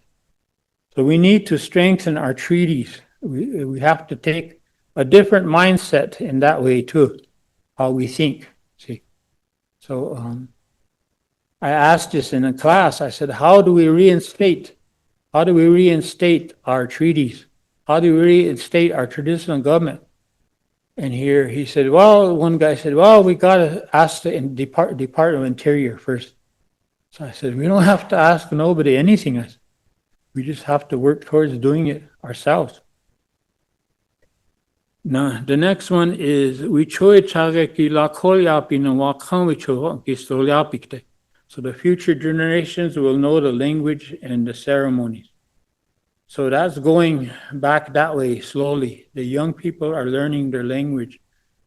How many of you remember the sun dances in the 1960s in Pine Ridge? How many of you remember those? It was all mostly old men, old women that danced and sang. Now you go to a Sundance, it's young people that are dancing, that are singing. And so that's an example of us going back to revitalizing our way. You go to a Inipi, it's full of young people. You go to a Loampi, it's full of young people. So that's an indicator of us going back to the old ways, and it makes me feel good. You know, these young men and these young women sing real beautiful songs at these sundances, and even in the ceremony. Boyate igluk champi, planning our path for the future. So dokeshke ichunk umpikte, how we will strategize for the future. First thing is putting wocheke, prayer first. Wakanki vichayuitapi, the gathering of the elders. Daku tokahapi, identify priorities. And then owa egnakapik, the right to plan. Daku unyutakunipikteshni, threats that will make us into nothing. Manishicha, pejutashicha, alcohol, drugs. Dokhakichapishni, disregarding our kinship.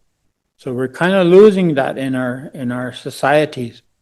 I remember when my grandmother died in 1959, they came from all over Cherry Creek, Rosebud, all the relatives, and they camped. Even though it was 10 below zero, they camped outside, and they were there helping like that. And you notice more and more as we go today, the people are not doing that. They don't support us, each other, like they used to. That's Dokhani Gichapshni Disi. Dakuni Ito Kapshni, apathy. So if you don't care about nothing, you don't care. Oh, that's all right if we lose our language or ceremony. You know, that's all right if we don't retain any of this. Is a mindset out there also. There's people out there that don't care. If we lose this, they don't care about the treaty. They don't care about these meetings, you know. It's a reality. So with that, I'll say, Pilamaya, thank you. And one of the things that I wanted to do is to help you think. So how do we keep these things? How do we hang on to these things that I talked about here? What are the plans? Le Petru Tona Uyanko na Wongala Kahambash. Tuktelogona Echunkunk te he Iwongala Kapsnihanta Otiachink. So we could sit here and talk for a whole week, but we don't have a plan in place, then it's not going to go anywhere. That's important that we have to start thinking like that, you know, like our ancestors, 7 generations, 7 years, 7 generations. So 7 years from today, from now, what would we like to see in place? 7 generations from now, what would we like to see in place? Do we want to still see sun dances? How many of you want to still see sun dances? How many of you want to see Inipi? How many of you want to see our people speaking the language? So what is the plan to do that? How do we do that? She does things that we got to think about. Oh, hechetul.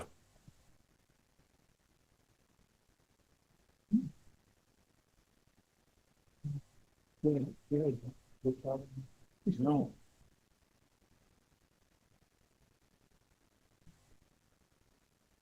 When Phil comes in, everybody look at him.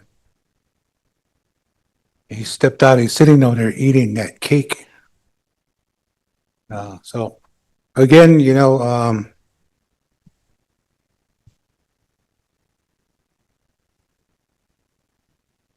next one we want to bring up, we will bring Richard Moosecamp. He's here on a Black Hills Sioux Nation Council.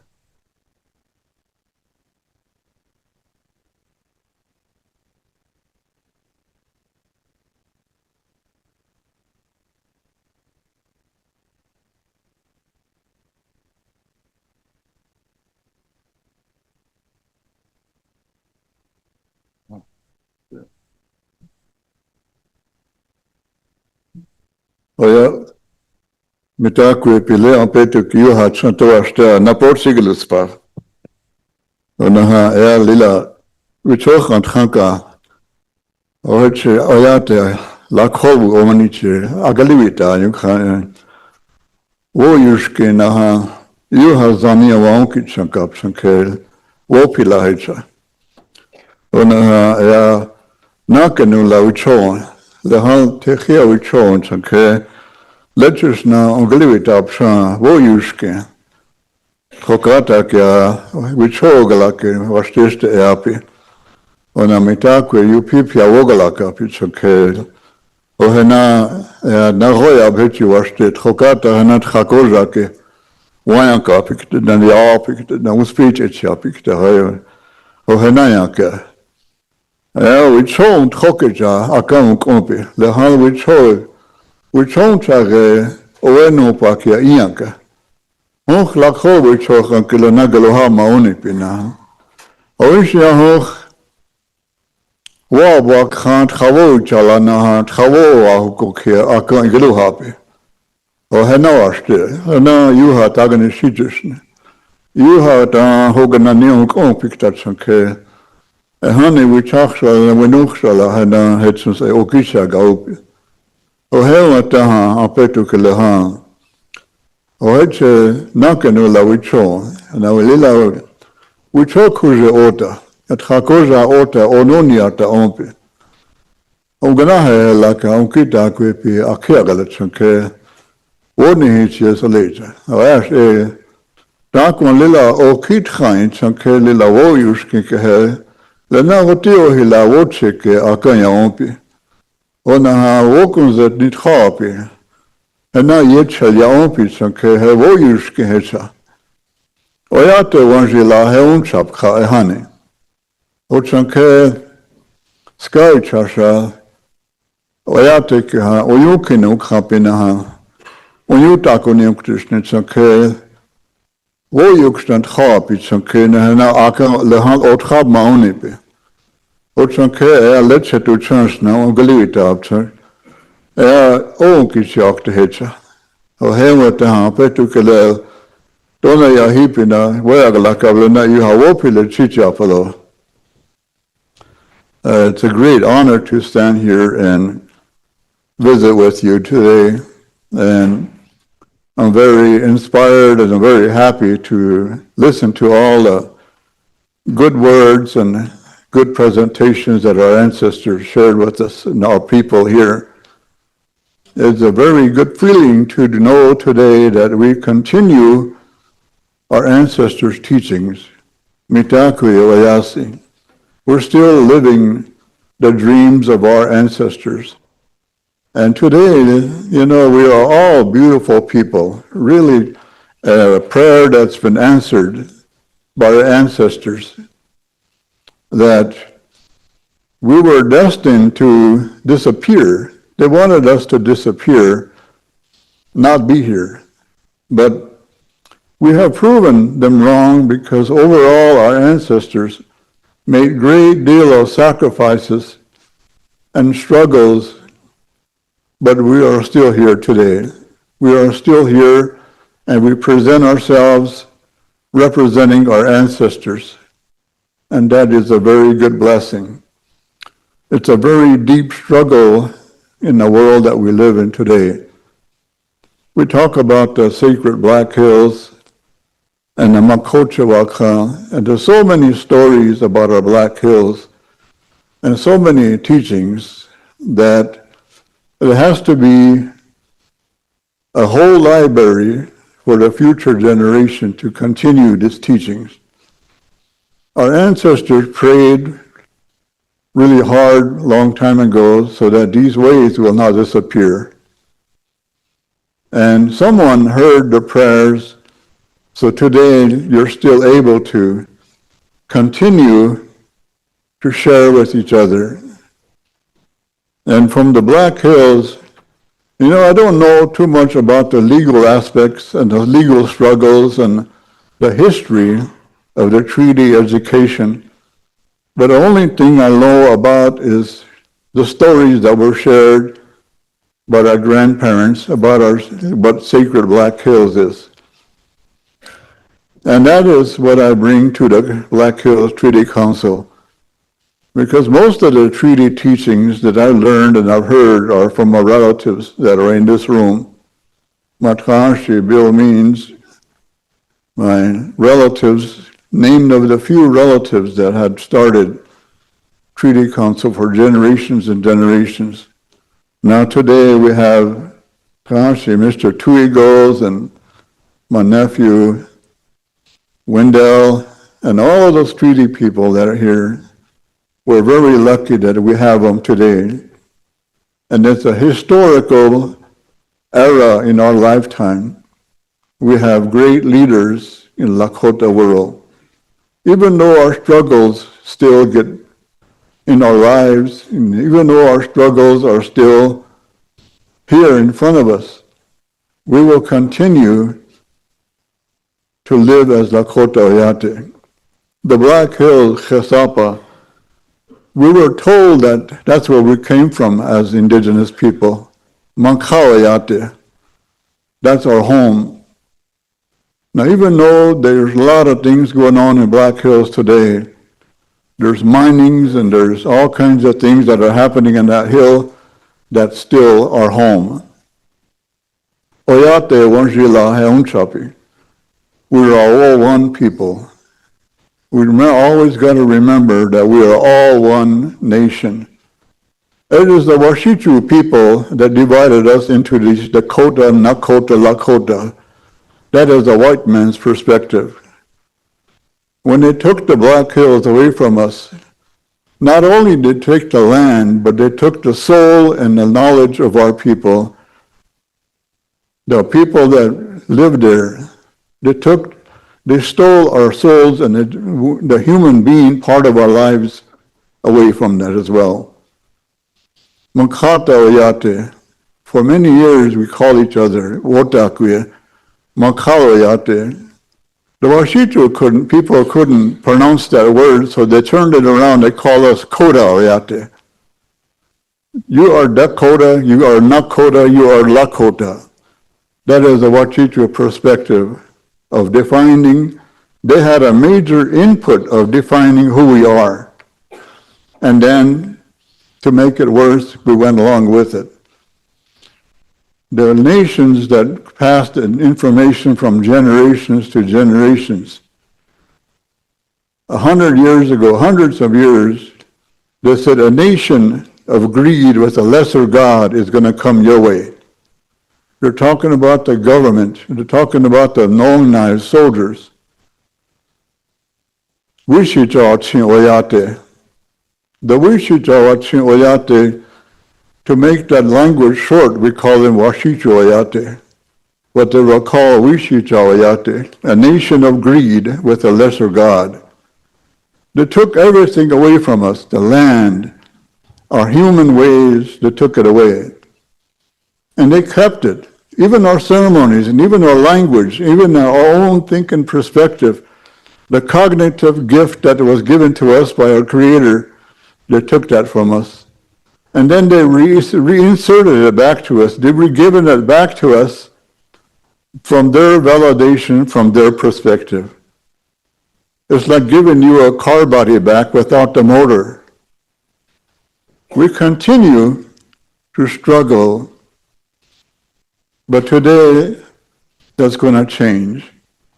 All of the people here, we are still in a home of the Black Hills is our home. That is our land. It will always be. It doesn't matter. According to the government, it's a done deal. They admit it. They said, we're sorry, Lakotas, we stole your land. We're sorry that we took your gold, but we can't give it back to you. We're going to introduce you to our God. And they gave us money. But our ancestors said, don't take that money. That's the lesser God from the people. You can't sell. What is there to sell? You can't sell none of that. Those are our homes. So today, many warriors throughout the history, named of the few, Crazy Horse, we say Spotted Tail, Red Cloud, all of the great, they had their day, and they laid a path for all of us. And in the 60s and 70s, we had the American Indian movement, we have the Lakota Civil Rights Movement, we have all the people that arise to set a statement and to set a path. Those are history that we're going to be proud of, we're going to take it to the other world. We want to send these messages to the future generations. Today, our struggle still continues. Today, we are still struggling, even though our ceremonies are here. We have to teach our people to put these knowledge and these teachings. Our children have to learn these ways. Every one of us have a responsibility. We have to teach our people, our children. If we don't, then they'll gladly accept the money that was given to us. And that is against the teachings of our people. What's really beautiful today is that all of us are here, all of you. And we have to learn to uncooperate. We continue to speak each other in non-human ways. In non-human ways, we tear each other down. We disown our relatives. Our relatives are still struggling and sleeping in the streets in our city, in our home. If you go down the city, in Rapid City, our relatives are laying, passed out someplace. That's okay. They can do that because that's their home. That's the path they've chosen. That's still their home. What we can do is help and pray for them. They too are a part of a warrior society. Even though they're struggling and passing and crawling in the streets, they are reminding the America that that's their home. And that's what part of our struggles that turned into our people into terminations. But all that, the real reality is that Black Hills is still your home. We are still Makawayate. We're all together. We got to learn to uncooperate with this great empire, the great beast. We have to teach our people, our children, they are important. So I want to thank each and every one of you for every place. We have our chanumpa, we have our ceremonies, as my brother said. We have everything today. We don't need nothing. We can go home and help our people. We can start a new life. Today, a new life has to come back. We have to gather our people and become human again. What is it to become human? We have to be Kshevichasha. Every day our relatives are going back to the other world. I just heard this morning another Tahashi of mine left this world again. So we're going to remember our relatives. Our relatives, or Lila Neon Kumpika Depchechela. We're very here for a very short while. But what we can do is make amends with our relatives. And we are all one people. Unshiki Chalab, Nahawara Kodeon Kumpik de Hecha. The Han Takunish Nyankoyan Pichunkel, Shija Salija. Ash. You have opila Chijapi. Thank you, and he said, Waheha, Sibila, Epkawachin. I asked my nephew, what am I going to talk about? He said, we want you to talk about the Christmas tree. Okay. Thank you very much.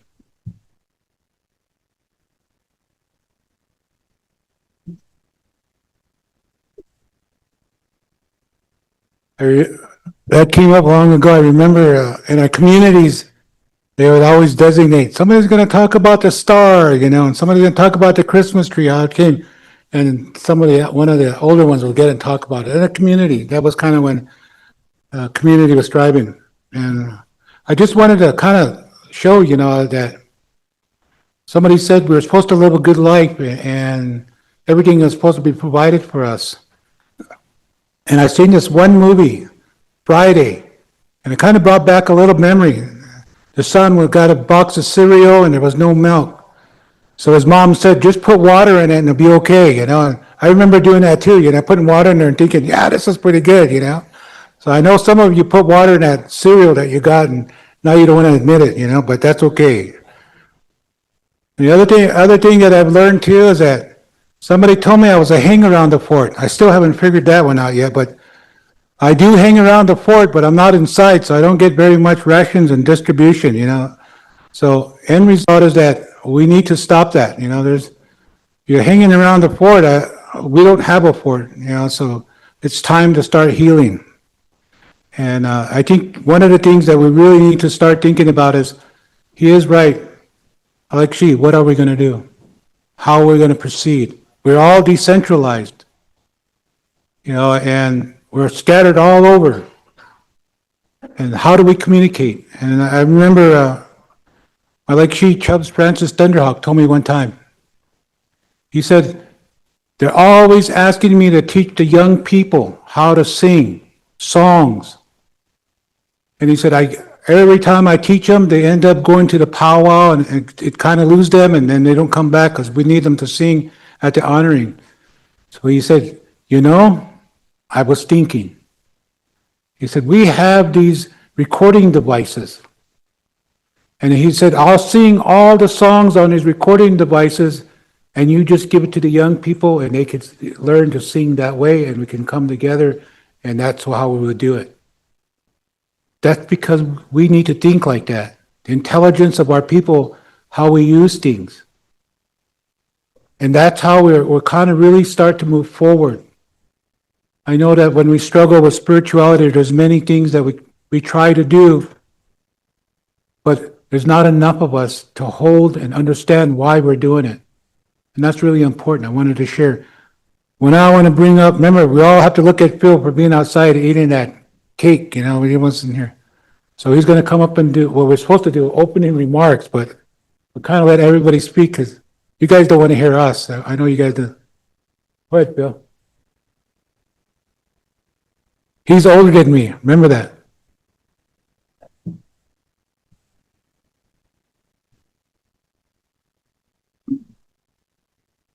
I can hear.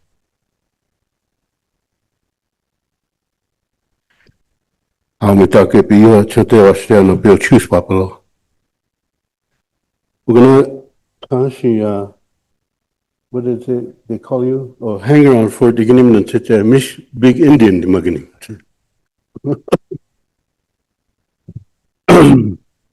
On the agenda, I wanted to talk about this conference a little bit. Well, I'm going to read my speech. I stayed up all night writing a speech for you. So bear with me.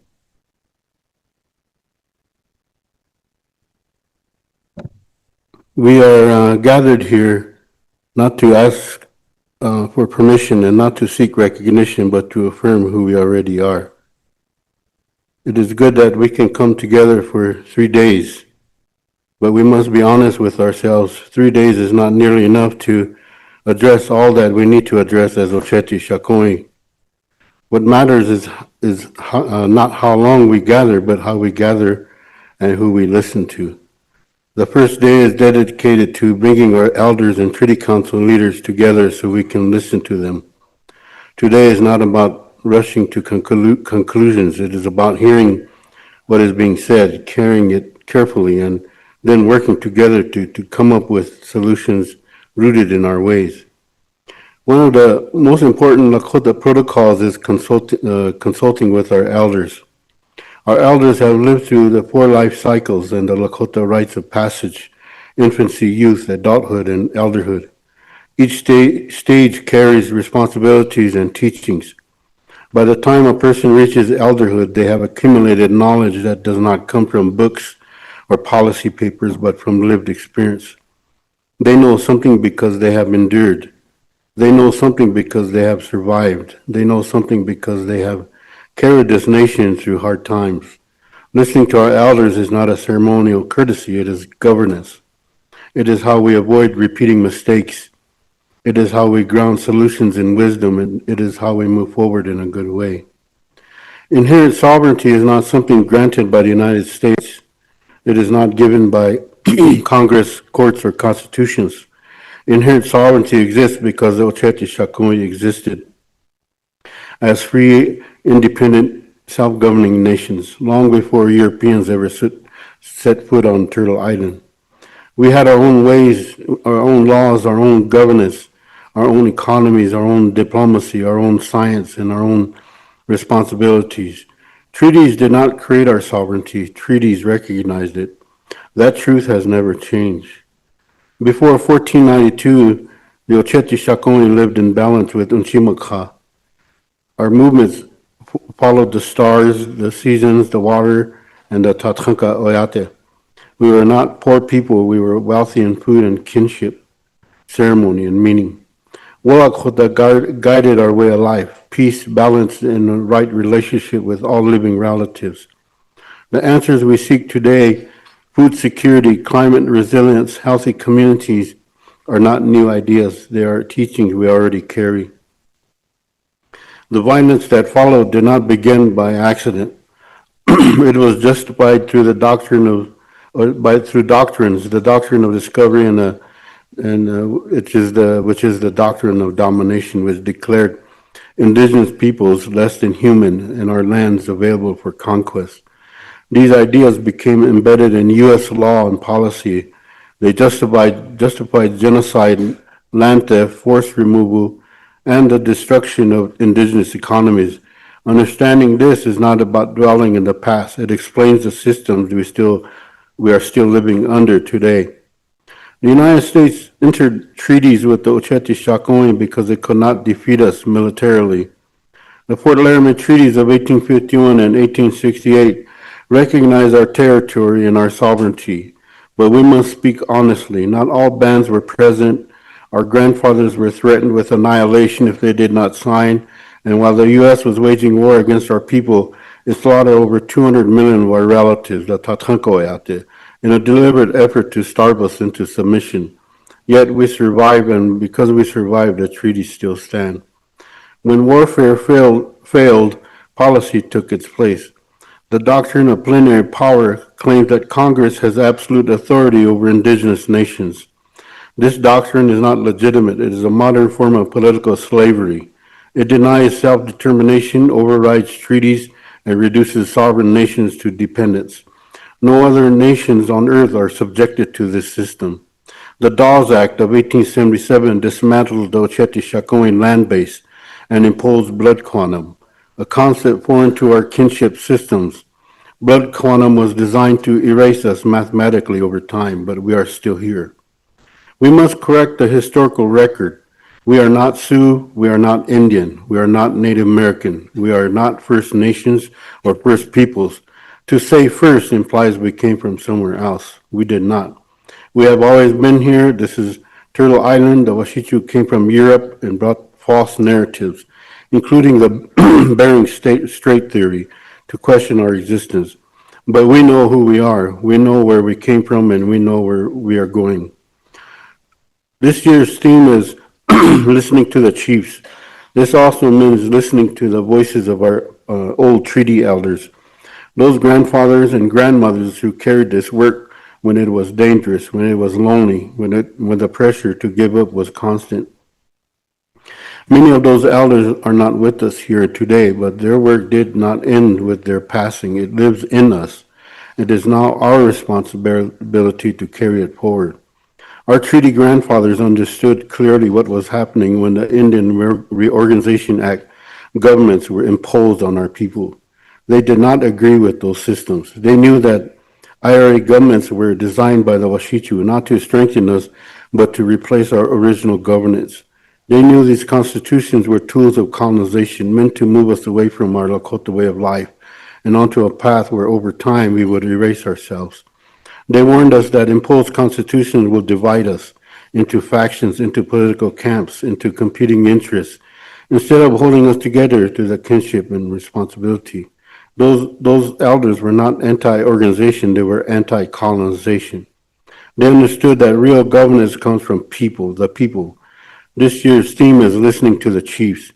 When we say this, we are not speaking symbolically. We are speaking about governance, about responsibility, accountability, and community. Our chiefs are Nacha, those who lead by service.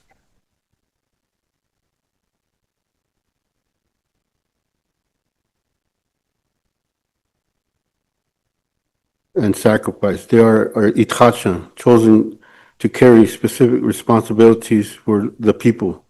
They are supported by our Wakichunze, our advisors and protectors, and our Wichasha Yatapika, the disciplined men who carry the burden of defense, enforcement, and balance. This is traditional Lakota governance. It begins with the Tiwahe. The family from the Tiwahe goes to Tioshpaya, the extended family network where decisions are discussed, consensus is built, and leaders are identified. From the Tioshpaya come the Oshpaya, the bands, and together they form the Oyate. This system is not hierarchical domination, it is relational responsibility. Colonial systems try to replace this with imposed governments, constitutions, and councils disconnected from our original ways.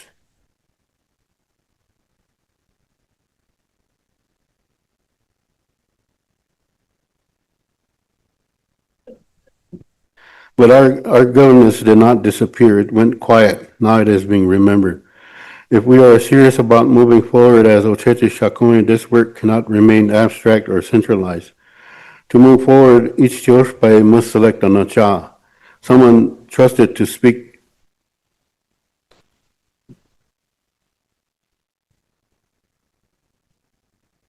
to listen and to carry responsibility forward. This is how continuity happens. This is how the work moves from conference rooms back into our homes, our Tiwahe and our Oshpaya, to the communities. Listening to the chiefs means listening to the people they come from. It means restoring decision-making from the ground up, Tiwahe to Oyate. This is how we continue this work. Living sovereignty is speaking our Lakota language. It is living our ceremonies. It is the very act of speaking Lakota to our children and grandchildren, a powerful act of resistance, survival, and love. Every word spoken carries memory, law, and worldview. When we speak our language, we are not translating English thoughts. We are thinking Lakota. Living sovereignty is ceremony, the chanupa, the songs, the prayers, the way we move through the world with humility and respect. These are not symbols. They are systems of knowledge and governance. Living sovereignty also means living 7 generations thinking. The way of responsibility that brought us here. Our ancestors made decisions not for themselves alone, but for those yet unborn. That thinking carried us through invasion, genocide, attempts at erasure. We are still here because that discipline, sovereignty must be lived every day. It lives in food sovereignty, bringing the Tatanka home, protecting the water, and building our own homes, and caring for land we still have.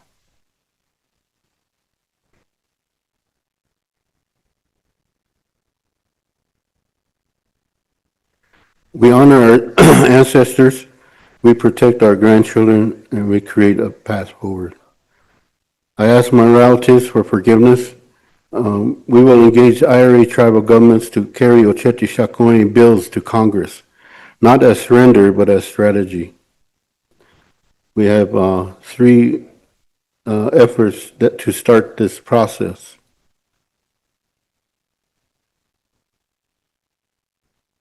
I keep losing my place here. We will demand a true nation-to-nation relationship. We will demand the return of all treaty lands and treaty rights. We will not be subordinated to state governments by any means whatsoever. And we will demand the abolition of the Indian Health Service and the Bureau of Indian Affairs. These agencies were created to manage us, not to honor treaties. They interpose federal discretion between sovereign nations and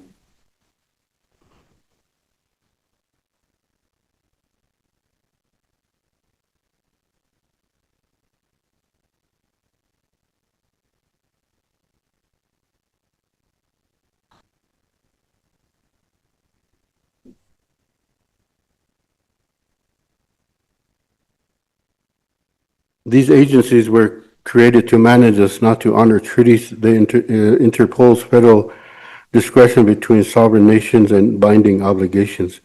We return to the treaties themselves. The Fort Laramie Treaty of 1868, Article 2 affirms that the territory set aside for the Sioux Nation shall be for our absolute and undisturbed use and occupation.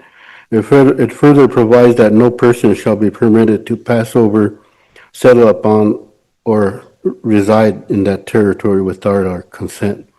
Article 12 of the same treaty requires that no cession of Sioux land is valid unless agreed to by 3/4 of all adult male Indians, a standard never lawfully met. These are not programmatic promises, they are binding treaty guarantees. Health, education, land, and well-being are therefore treaty responsibilities owed directly to our nations, not services to be administered by at the pleasure of the federal agencies. Our demand is also grounded in international law.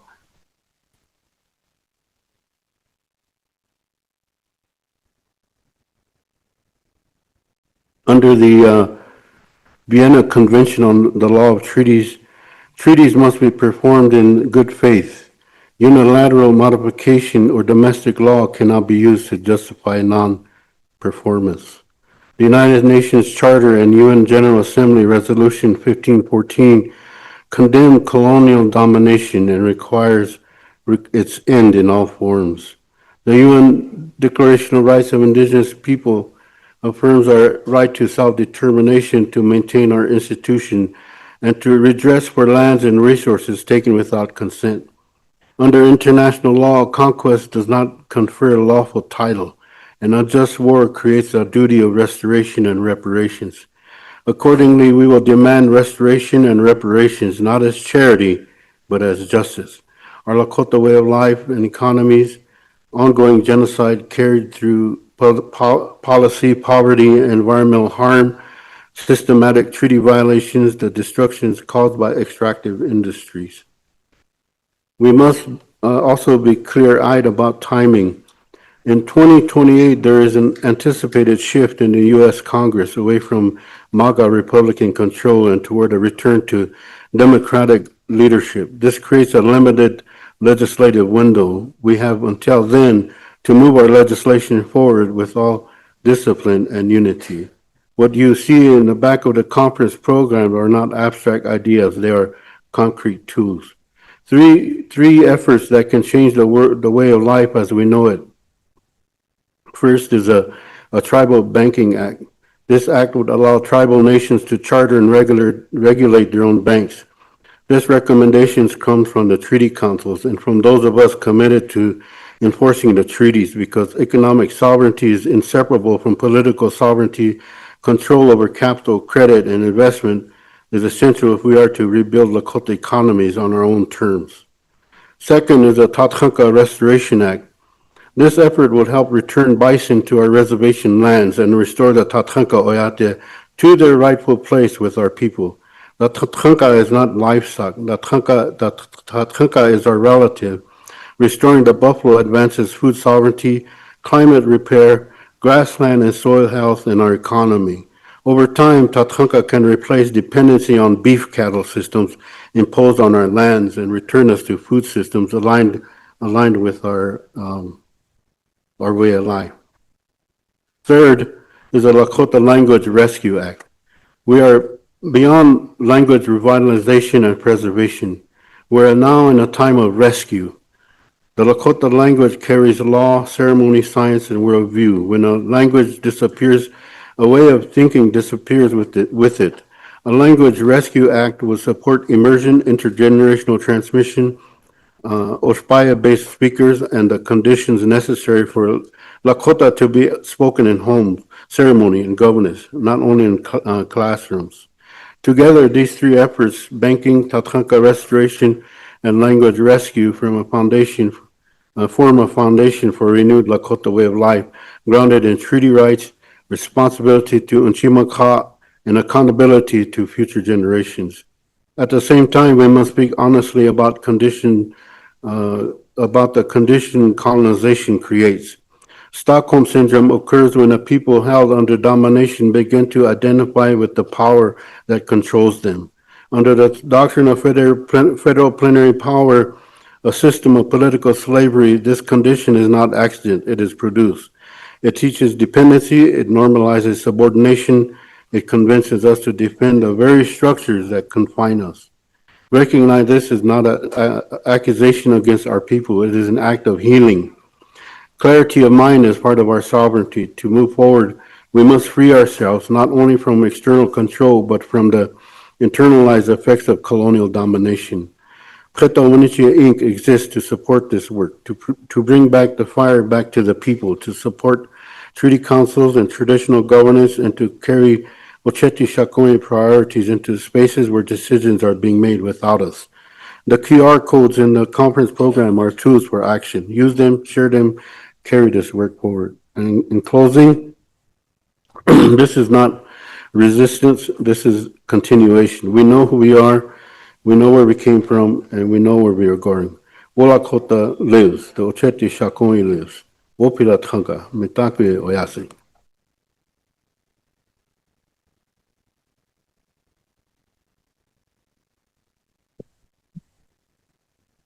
Okay, we're gonna have the passing of the sacred food. I was supposed to set the tone, but I already have, so we're okay. All right. I just only thing I have in what time is? I don't know how many will support me, but they need to bring back the luncheon meat. All right, at the commodities. That was some good stuff, especially with cheese. But they took it away. So with that, where's the servers for the food? Are they here? Okay, come on up. As they're preparing, I know I didn't introduce myself properly. My name is Wendell Yellowbull. My Lakota name is Maza Sioux. My mother, her name was Millie Horncloud. She was a nurse for 38 years at the IHS. She went to school, came back, and helped her people for 38 years being a nurse. My ate was Wendell Yellowbull Sr., and he was in law enforcement for a long period of time until after 73, he took his life at a young age of 32 years old. From that, my Ina's parents, is Bill and Nancy Horncloud. Nancy was the daughter of Charles Red Cloud, who was a son of Jack Red Cloud. That's how I come to be with part of my grandmother's people. My grandpa Bill, he's a Horncloud. And the Hornclouds came and were with Sitting Bull's people. We are actually, when we came across Canada, we're number 286 on the census when we came across. And from there, we were Horncloud himself was part of the council of Sitting Bull. So when he came here, his father was Horncloud, and he had his sons. Some of you know the historical of Dewey Beard, White Lance, and his sister Alice and Joseph. They were survivors of December 29th, 1890. Joseph was 16 years old. They lost two brothers there. They lost Sherman and William at Wounded Knee, and their dad and their mom. And at that time, with Joseph, he took it really hard and he pushed. And that's where today you see that present monument that sits at the battlefield, the massacre site. He put that up there. Joseph Hornclaw, you can go look on it.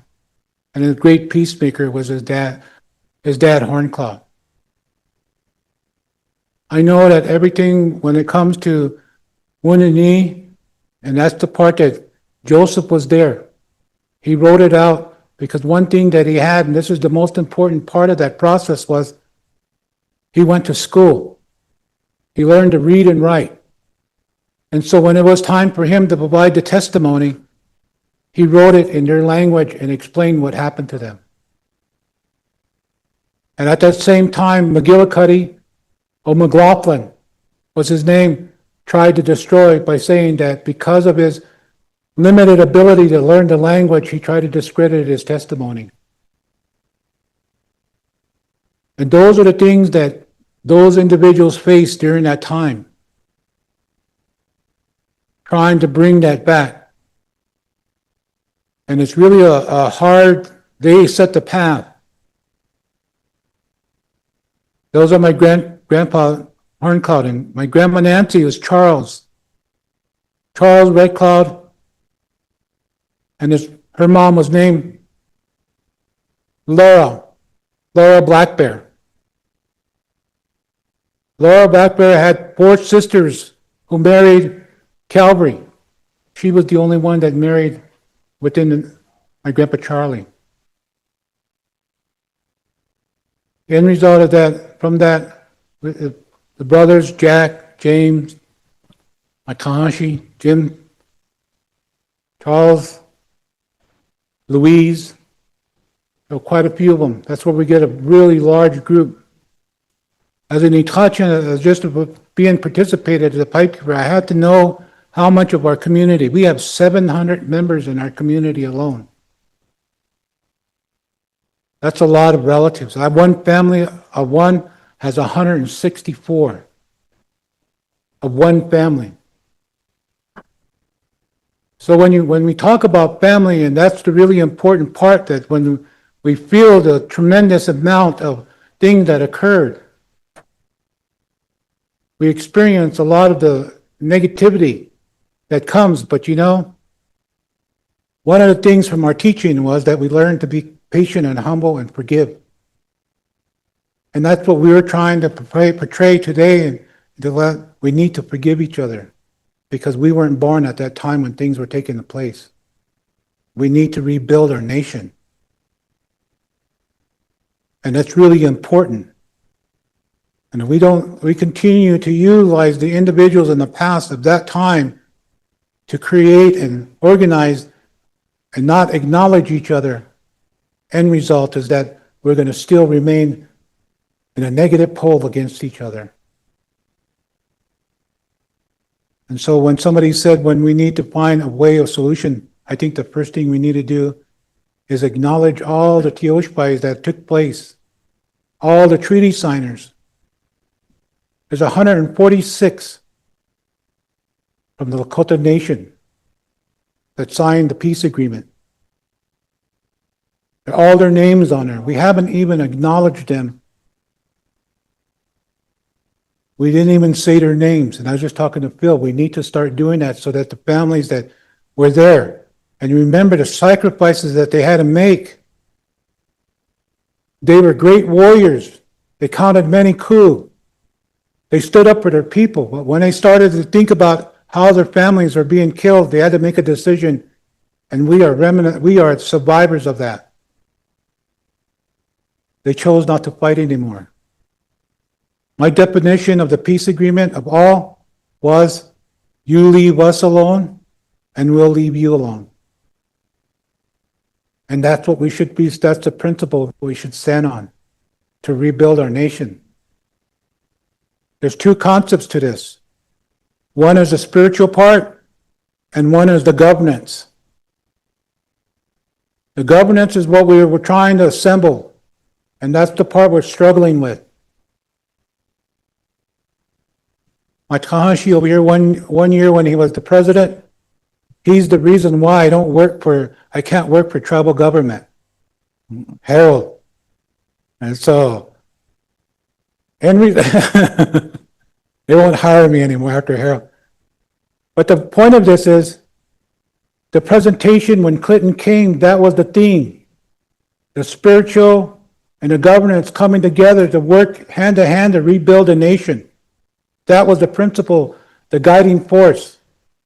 Remember all your Itachas and your leaders. Now, Itacha is somebody selected by your family to represent you and speak in public forum. And I've looked at and read many of these literatures and things that have the executive committee. That's where we have the societies. We have all of them. Those were selected within the Nachas or the Tioshbais Itacha because they would be able to handle daily activities. That's really something that we really need to embrace. That's where the war leaders, they would call them, Crazy Horse, and many of them stood up and took that role, came societies, and stood and sacrificed themselves on behalf of the Tioshbais that selected them to carry it out. We haven't got that far yet. And I think it's really important when we start to do that, we will really become strong. With my Tahashi Bill, I kind of have a different perspective on working with Skawichashas, our European descendants. And I've noticed their technique for participating with them. The first thing they do is they want to know who you are. And the first thing they do is they give you things. They make you so that you don't dislike them. And then they ask for things. They know your culture, your values, your beliefs, and they use it to soften your heart. So I was telling Tanisha, we need to start doing the same to know who they are and ask for our things back. That was the way we were. We had individuals that did that. We don't need to hide anymore.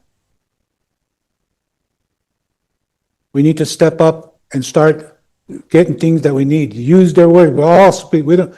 Somebody said, where's our interpreters? We don't even need them anymore. We all speak English. Some of you really can speak those $20,000 words. So we know their language. So let's start telling them the truth of what they've done. It's going to hurt them. And when we start doing that, that's when they really realize what they did to us. They took away everything.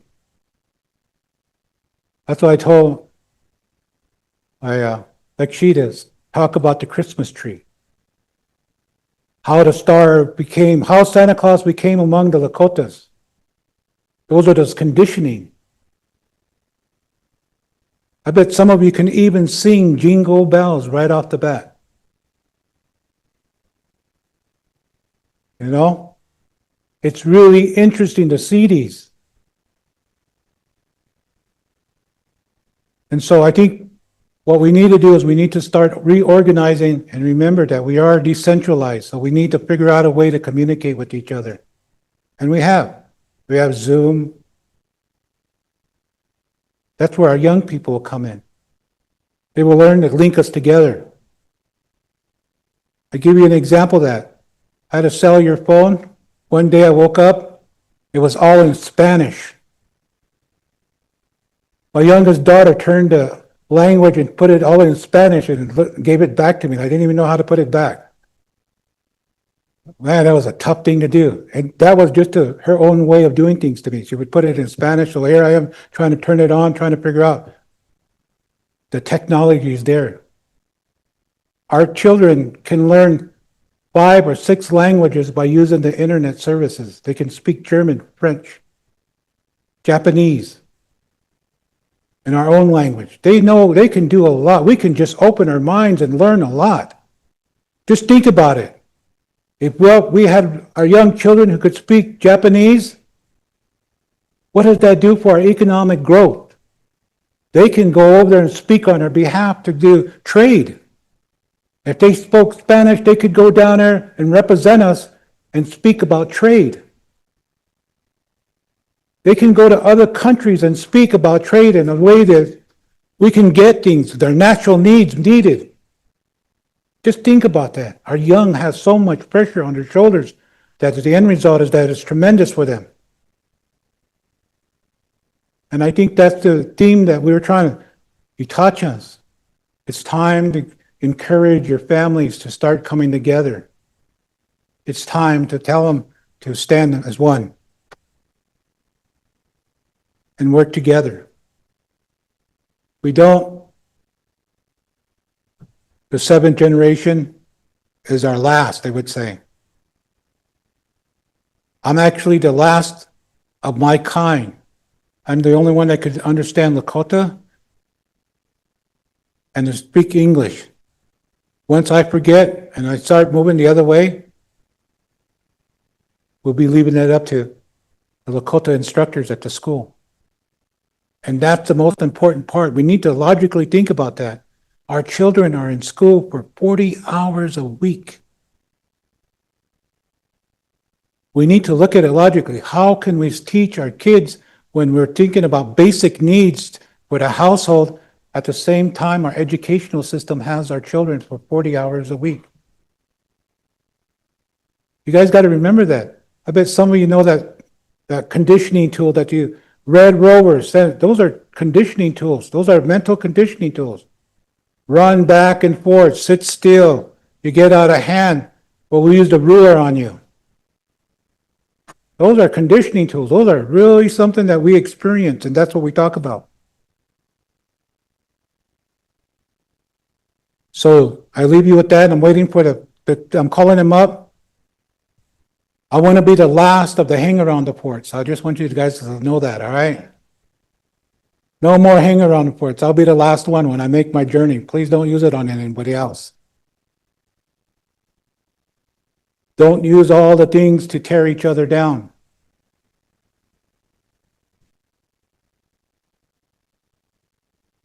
I was thinking about the history part of it. You know, all the history is written by European descendants. And they tell it in their perspective. So when we read things, we end up challenging each other because we weren't there. You ready?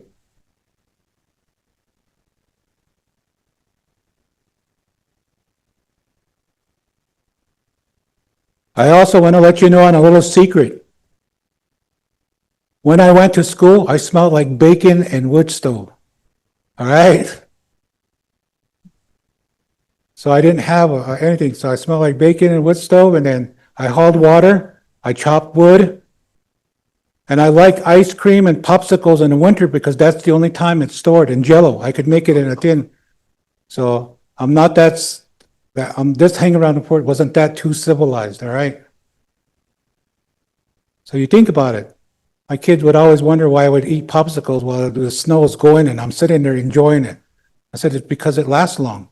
During that time, we didn't have no refrigeration. So even though I look sharp, but I grew up just like all of you did. Tough. So.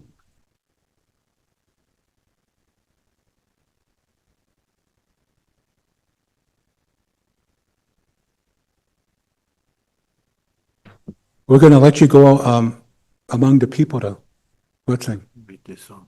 Okay, we need a song to be sung as they.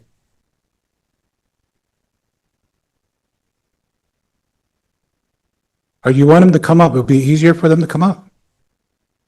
And then you can take a break after that. Huh? Yeah, come up and then you guys get your spiritual food and then you can take a break. 5 minutes sharp. All right, nothing over. Yeah, come up and get your communion. Okay, right here.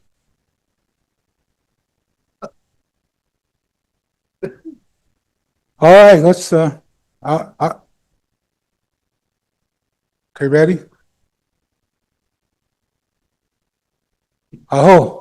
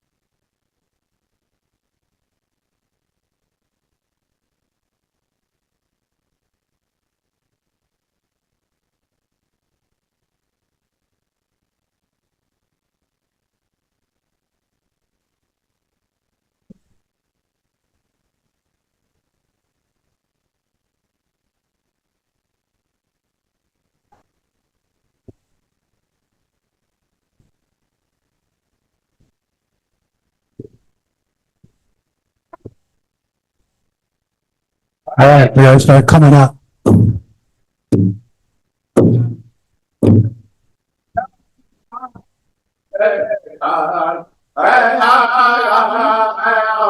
Don't be shy.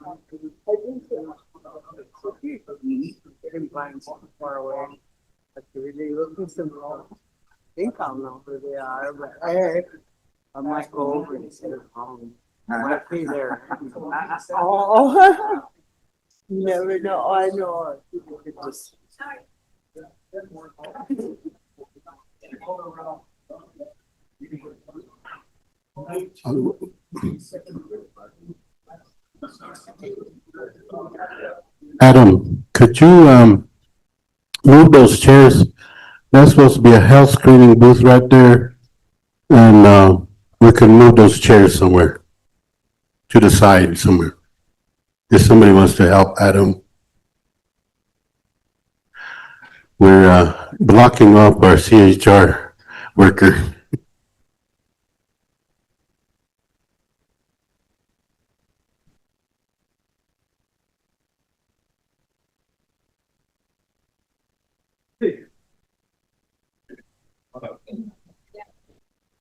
One of the Takojas wants to sing a song for you, so she'll be coming up.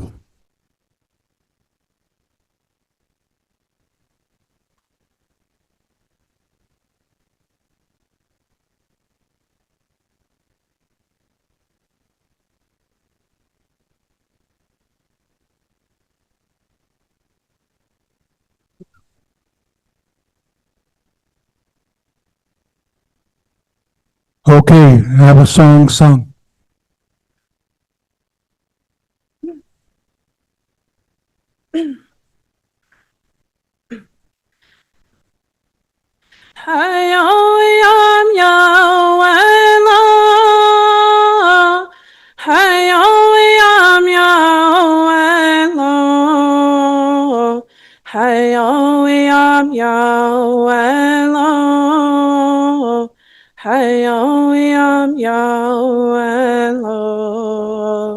Tonka Shila Wang Han Han Ka O En Lo Hey Hey O Ho Cho Ka Le Wang Ka O En Lo Hey O Yam Ya O En Lo Hey O Yam Ya O En Lo Tonka Shila Wang Han Han Ka O En Lo Hey Hey O Hey O Yam Ya O En Lo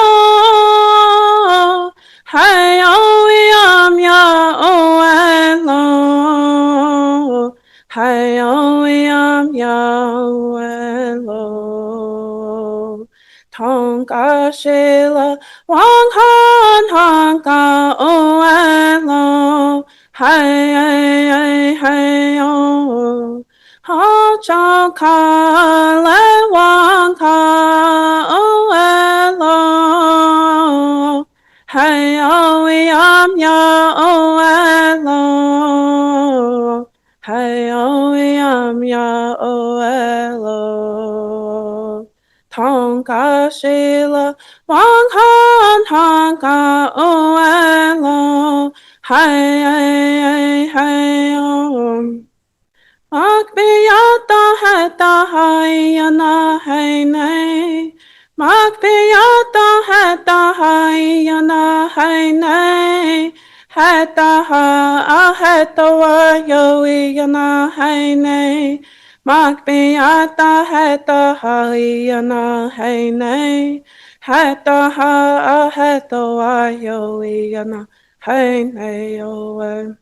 As you will walk upon Mother Earth, Hayana Haine, every day of your life, Hayana Haine, God will be watching over you, Hayana Haine, Makbiyata Heta Hayana Haine, Heta Ha Heta Wayo Yana Haine Yoen.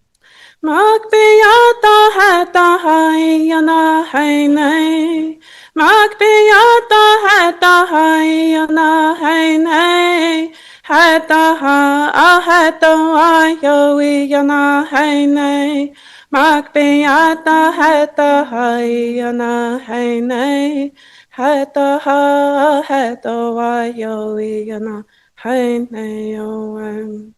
As you will walk upon Mother Earth, Hayana Haine, every day of your life, Hayana Haine, God will be watching over you, Hayana Haine, Makbiyata Heta Hayana Haine, Heta Ha Heta Wayo Yana Haine Yoe Wopila.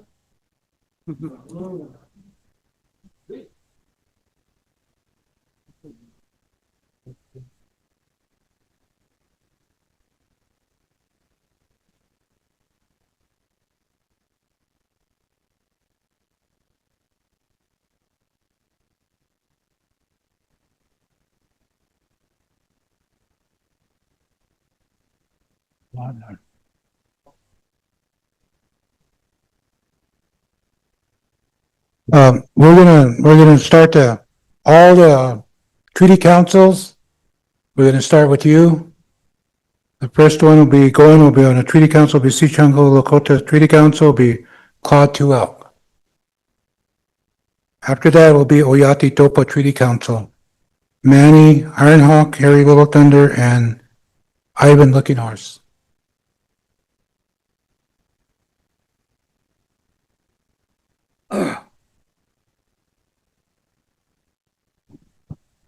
Wopila Chicha Blue. Adona walk Pejutak Unyakup Kana Wopila Tranka Chicha Blue Miankana. I want to thank our women that offer our spiritual food. I've been thinking about a lot of issues that what I really want to talk about, and hearing, first I just want to get this off my chest. I traveled to Brule Powwow. I caught a ride down there with our lost relative today. I just heard today he passed on. He was a good man. And last year I just met Robert over at breakfast, and I remember last year him and I and actually Chris, we having breakfast, and we were talking about old days, a lot of the old jokes that we used to remember that on the Powwow Trail. I used to sing with them when I first started singing, and joined up with the Crazy Horse Singers. And I remember going to the Arapaho powwow out there, and all the time we spent out there, and when we came back into other powwows. But there's for a while there I was traumatized, kind of, because I just spoke to him again just a few days ago. And I just want to send my sympathy and condolences to the family. Some of you are related to him, so I just want to say that one first because it's been on my heart to say some good words for Kola and Tanshika Makashinaka Wikshikala. I just wanted to say that on behalf of the family and rejoice. I heard him talking on the radio because he always talks, he speaks for the housing for the Oglala Sioux tribe. So I know it'd be greatly missed because he's well known in powwow country. Him and his whole family are involved in the powwow. So anyway, I just want to share that part. And okay, on behalf of our treaty council, it's struggling. There was a struggle at the beginning. I really want to acknowledge Donshi Phil. I just want to ask for another round of applause for Phil because, ever since I've been on treaty council, he dealt with a lot of change. We were 20-some members, and we downsized to 9 of us now. And we've done a lot of things. We get a lot of things accomplished. And one of our first female council persons were Rose. Are you here, Rose? She here? I just want you to stand up and want you to be acknowledged because Rose Two-Strike Stenstrom, she's our councilwoman. And we recently got another female, Pam Water. Are you here?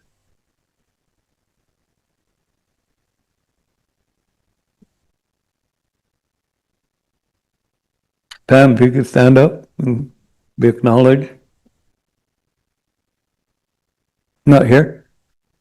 Yeah. Well, I'm glad Pam's on our side because he's really aggressive. So I like those kind of women.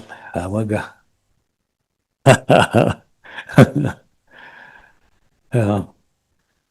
And the rest of our relatives are all, and we have our councilman on the Rosebud Sioux Tribal Council, Mr. Bear Hills.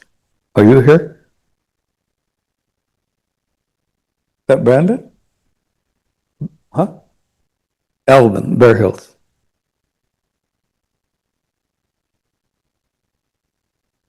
Not here anyway.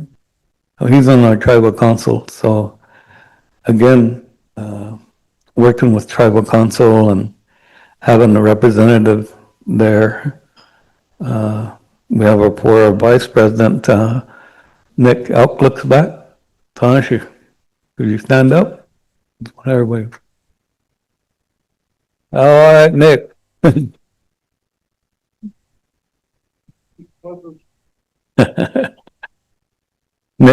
Nick has been on the game. He was a game warden for quite a number of years. He knows a lot of. He's also a hunting guide too. So those of you who might want to hunt some rabbits or he knows a lot of backcountry. He even met Bigfoot out there too. So if you ever want to look for Bigfoot, he knows those trails. And we have Philip, Little Thunder, Tanashi Phil. Tanashi Phil, stand up. Not sure. Got a cowboy hat on, so I don't know. Let's see. Who we got? Dwight, are you here? Dwight Spotted Tail. He's been a past councilman, and now he sits on our treaty council. A very good man. And Delano Claremont. White River man.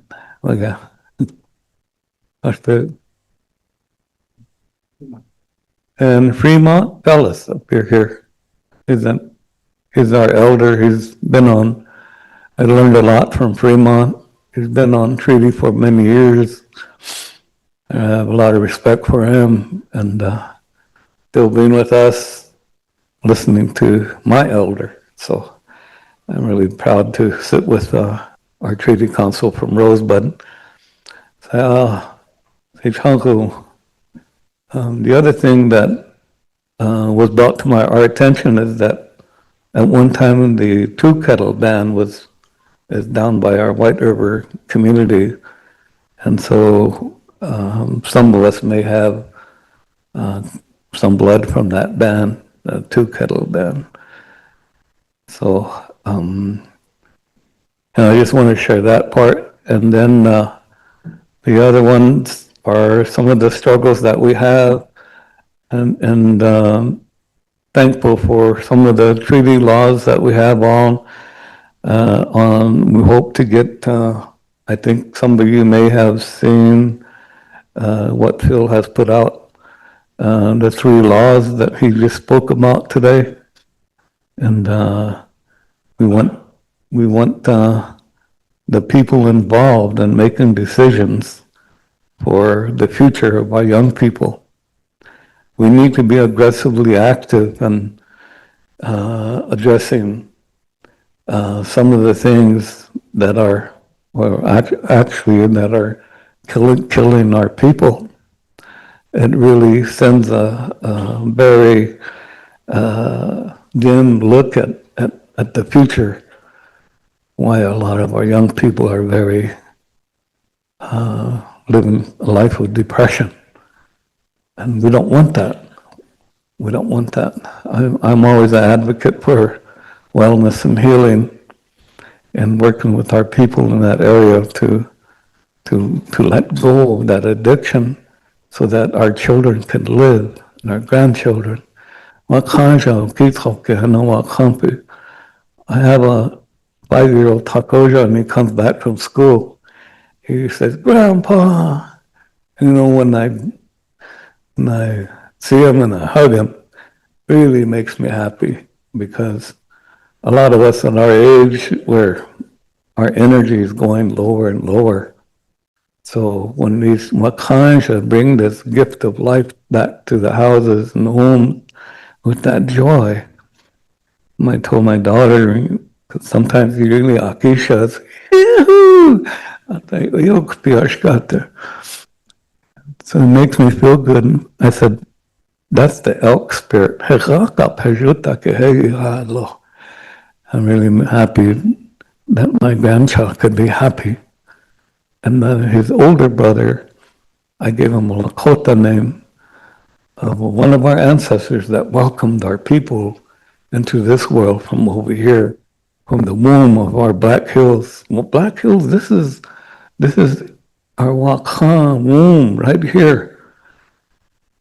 And we come from an opening here to breathe this air, to live this air, what's on this land. This is our Makoche Kilena Onkitapalo. Chingahani Hena, Victoria Kilena Onkokakabna, Makaita Hippie. There was from one of the many stories I heard, was that there was a wolf that welcomed our people to this world, and his name was Pejuta Tokaya.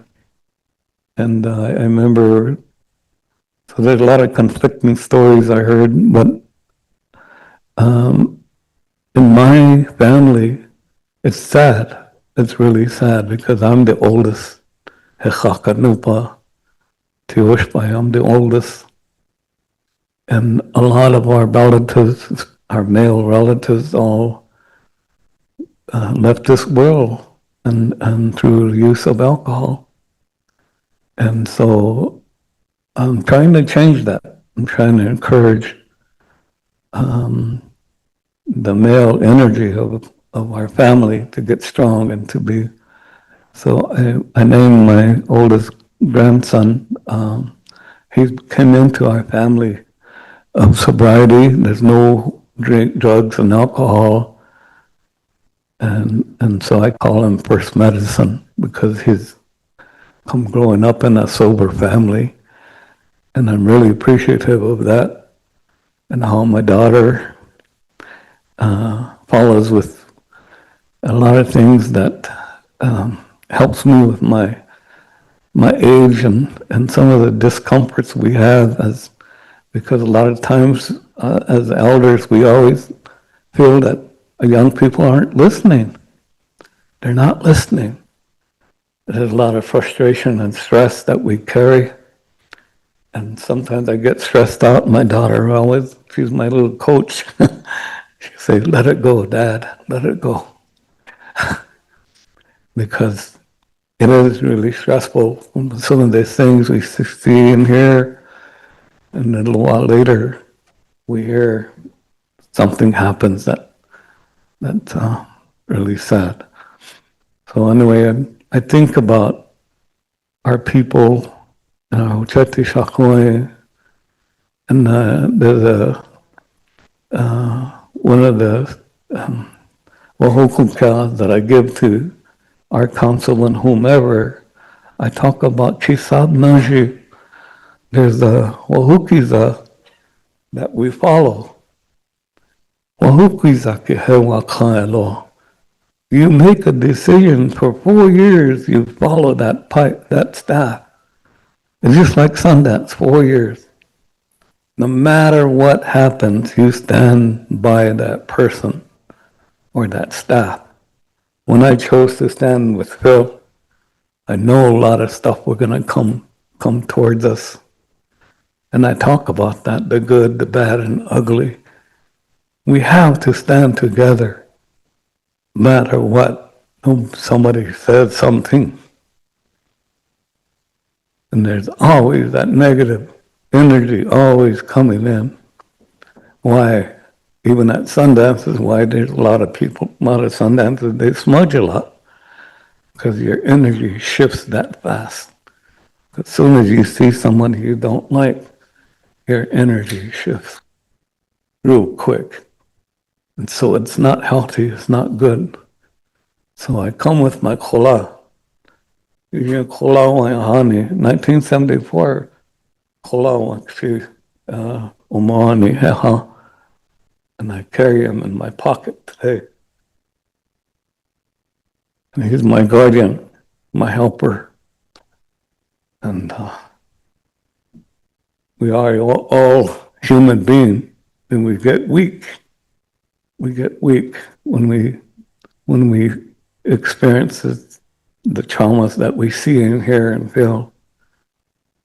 And lately, I've been praying for 3 women who are in their fourth stage of cancer, and they lost their breast.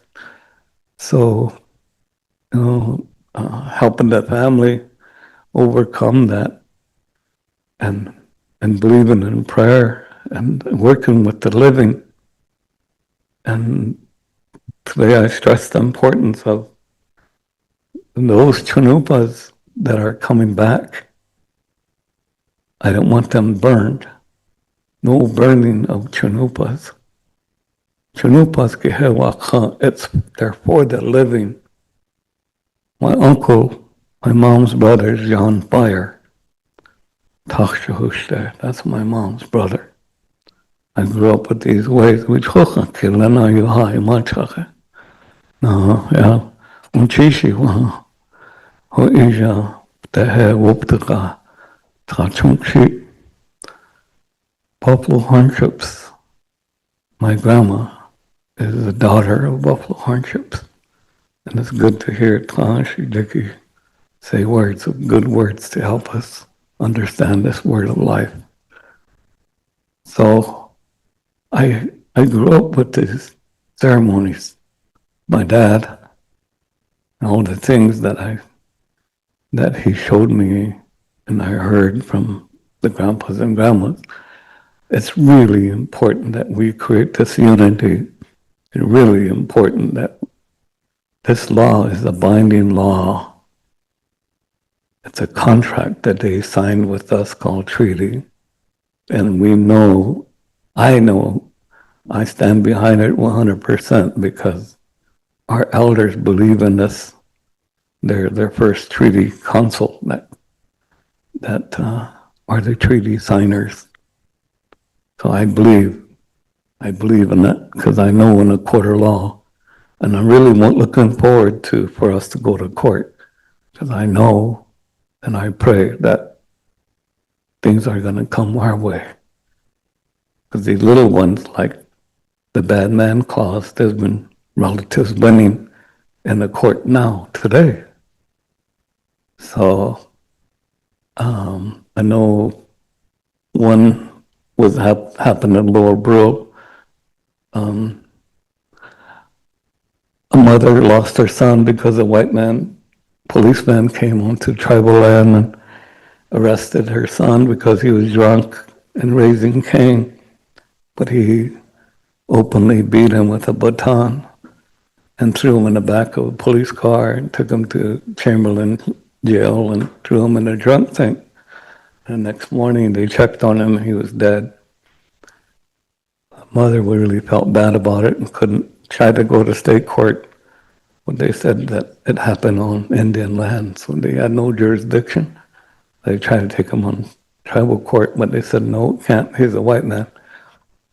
So they had to go through the treaty law. It took a little time, but she won. She won. So that's one of the coups that we have with that, our treaty law. So study those articles 1 all the way up, and we need to keep educating our young people to look forward to even looking into being a lawyer themselves. I'm really glad Makola Steve Newcomb is here. I told him just now, I said, either you're getting shorter or I'm getting taller. Well, it's good to see Kola here. He worked with, I didn't know until 1988 that I found out my grandfather was a survivor in Wounded Knee.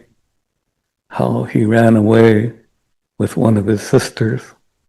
He had 6 siblings, and he held on to one because they scattered. Some of those Hotchkiss guns started blowing up like grenades. The people scattered, and he hung on to one sister's hand as tight as he can. My great-grandmother, Earth Nation woman, ran with them towards the creek, and she collected 4 more. 5 takojas she ran with towards the creek, covering them with bloody blanket, smearing them with blood and telling them to lay still. She window showed me a census. I was wondering where my grandpa's sisters and brothers, the next sister, younger sister, her name is the same name as my daughter's name. And Lakota, we're spiritually strong. So when somebody passes on, especially if you name your child after your mom or dad, then they tell you not to say their name, but to give them a nickname. So my daughter's, I call her Tuki. She works for Lakota Tech. But when I seen that name, and found out that they found the burial site where they were hiding those kids. I was wondering, where are the kids' bones? We have a mass grave there and all adult bones. Where's the kids? A lot of them were kids, especially the artifacts that were brought back. They're all kid toys. And when my grandpa was running away with his sister, she wanted to turn around and go back and look for her toy.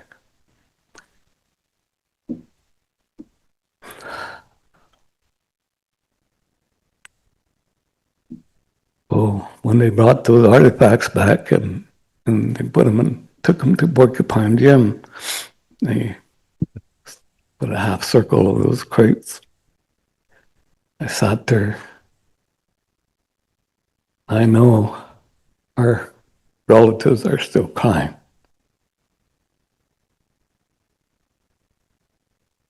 Because they want justice. And that's what I want. For many years, that's all of our indigenous people have gone through. And why we are the way we are, because of many, many, many layers and layers of unresolved grief. There's so much of it going on that we forgot how to cry.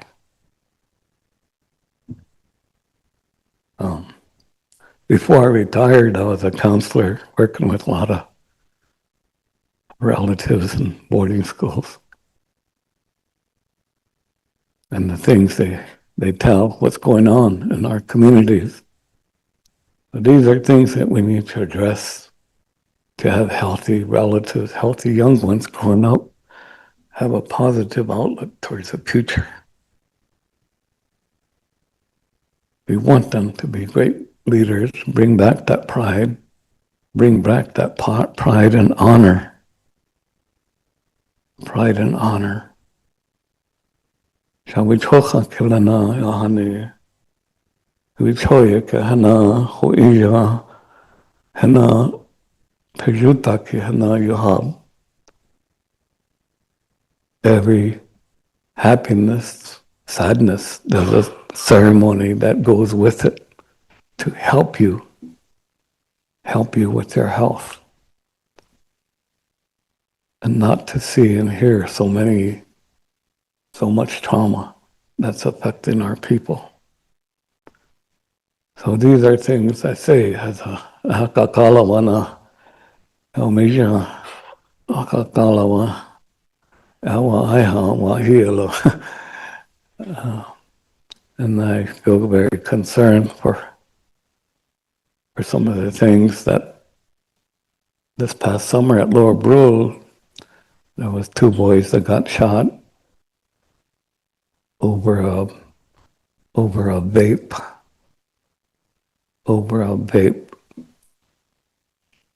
And then the one who shot them committed suicide. Now, I rode down with Tahashi, Chris Eaglehawk. I didn't have a ride down there, so I caught a ride down there with them. And then on the way back, I told Tahashi, I said, just watch. Because we were called down there, we were checking out of the motel. One of my Tahashi, Joshua, called me. He said, can you go down there and help pray? There's 2 young people that died along the Missouri River. That's where he went down there. But anyway, dealing with the trauma, the girls that were trying to stop the bleeding, and one was shot in the neck, and that's really extreme trauma. A lot of those girls are all screaming. So we had to learn, we had to bring out our best peshuta with talking to families and the grandma. They're bringing the bodies up in the plastic bags, and asked me to pray for them. So they stopped this ambulance, and I put my hands on their heads through the plastic bags, and I prayed for them, and I talked to their spirit. And one of them came back with me to Pine Ridge.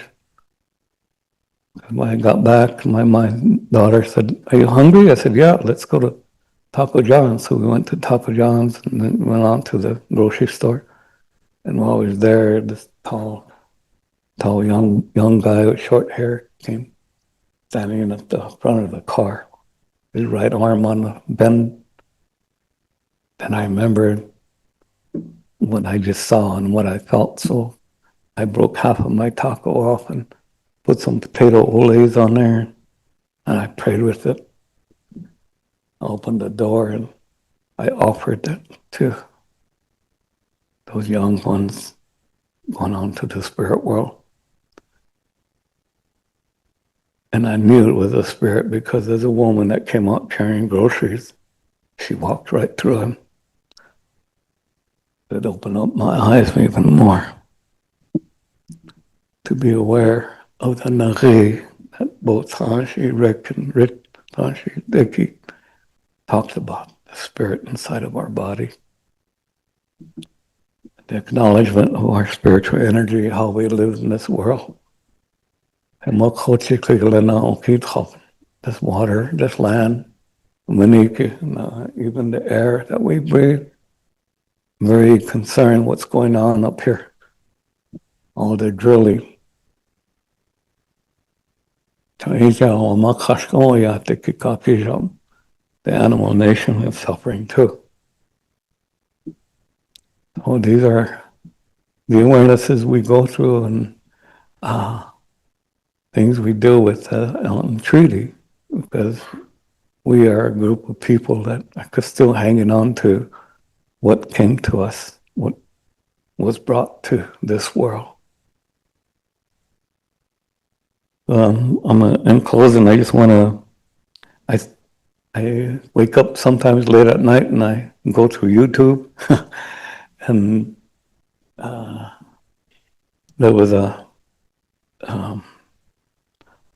relative, I think he's from the Ojibwe Nation, talked about how Earth was formed 2.6 billion years ago.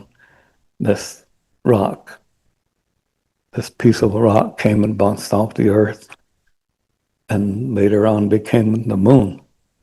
And that moon was a lot closer to Earth.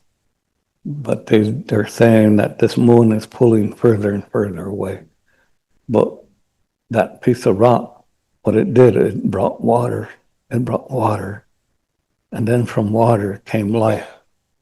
Life came walking out of the ocean. And the water, how it breathes, it comes in and goes out. It breathes. That many is waka. That many is sacred for us to live. Shall we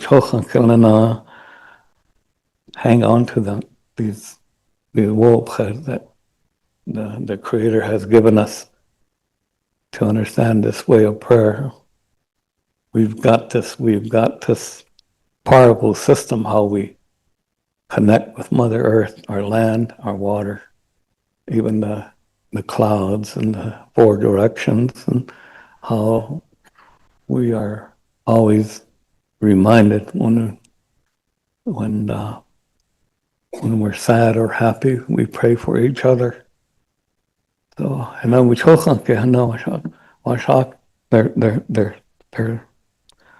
strong. So hang on to our way of prayer.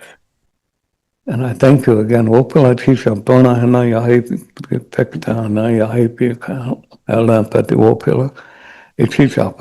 I thank you very much. Thank you.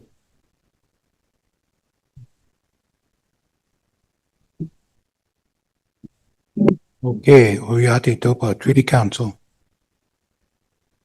They got the mic over there?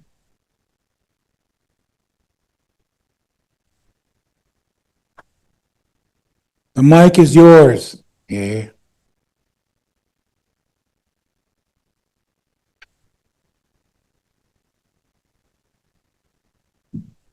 Somebody turn that on for them. Oh, right there. Yeah. There, boom. Oh, mitakepi le insha uftela la wagale kingte. Me khaya monya imachum. Le wakpawashte oyanke hecha hema wahilo. Shalevo will uftela le wagala kenam. Daku trokaya pringte kehe. Chante washte yokpian na po chus papalo. Le tai a hibna wagala kam na workshop Yuhan luham. Ja inshallah la khotepki walila washte unach washte. Janle vogla kapke na una yuha nach Janle vogla khota tranka hetan vogla boagla kekter troka. I'm going to speak American. I'm not going to speak English because I had a good friend of mine that's from London, England. And he said, how come you guys speak lazy? So then I asked him, I said, what do you mean? Because you don't speak like us. Oh, you mean like when you say, would you like a cup of tea? The way they speak English. Hey, want a tea? American. America. Yeah. That's what I'm going to speak, American. Tokaya, that's we understand it. We have our slang, so every now and then, even though our Lakota, when we say lila washte, then we have our slang, lashte, fast speech, things like that. Everybody has their own way.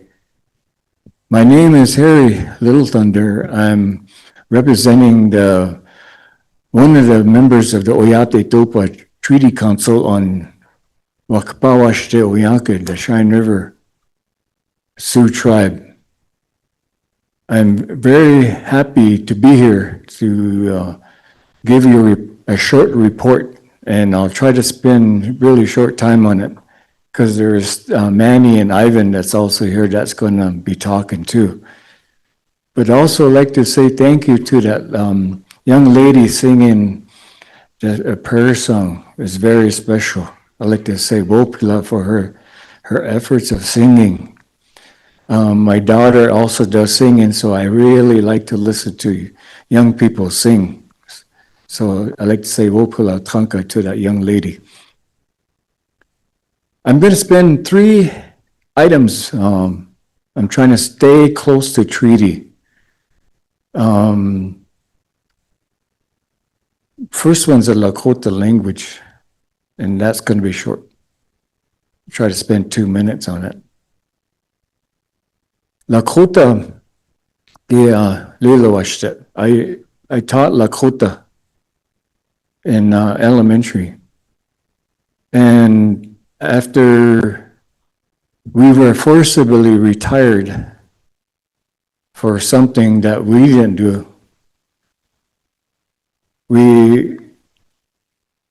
some of us had to retire or resign.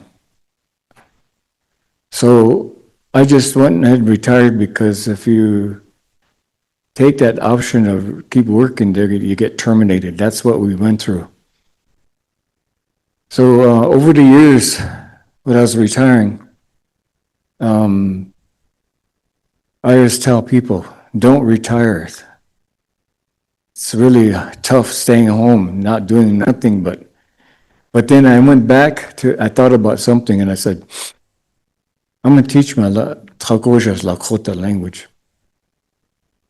My Trakosha that's here today, she's just turned 11 years old just a couple of days ago, December 14th. I taught her to speak Lakota since I was home. And when she was born, I let them spend the time as a mother and father spending with their baby. And then after 1 month, I took over. And what I wanted to do is find a success story, how Lakota children learn their language. I know they learn from sounds. They learn from watching your actions, looking at pictures and things that they learn from.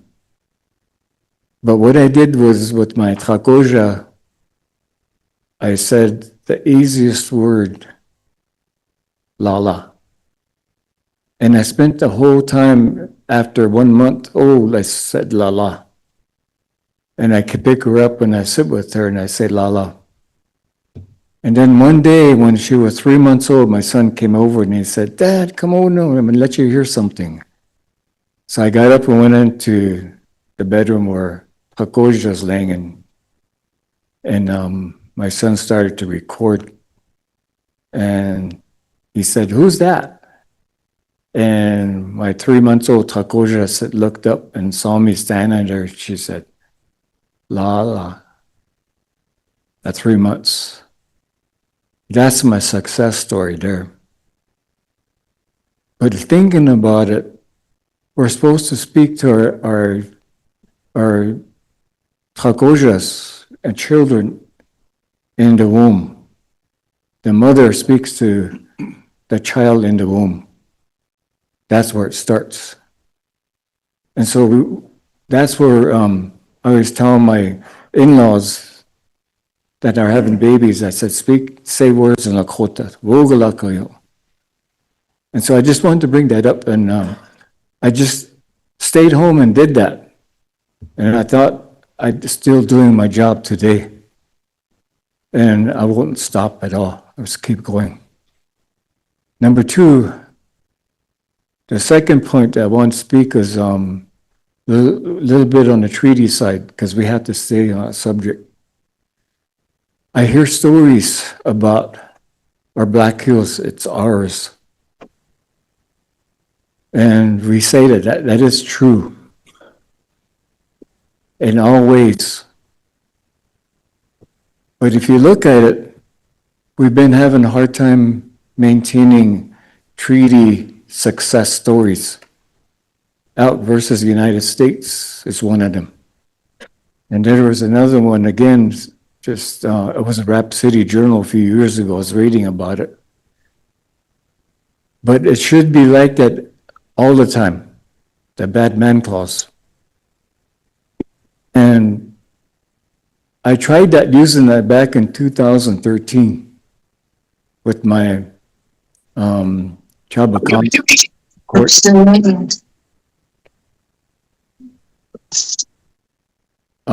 So I took it to court, no, I took it to council. Nothing happened. But what I found out is that the courts is a corporate constitution, not republic constitution. Republic constitution was did away with 1871.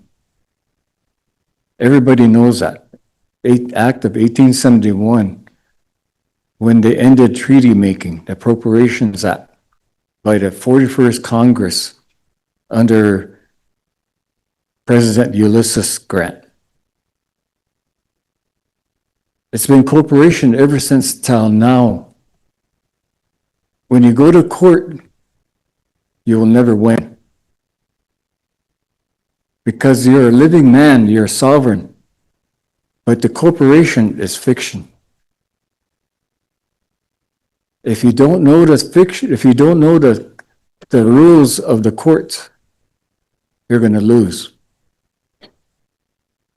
If you have a chance to get a book called the Black Laws Dictionary, and if you look at the word human being in parts of the courts, human, and then you look at it, it says sea monster.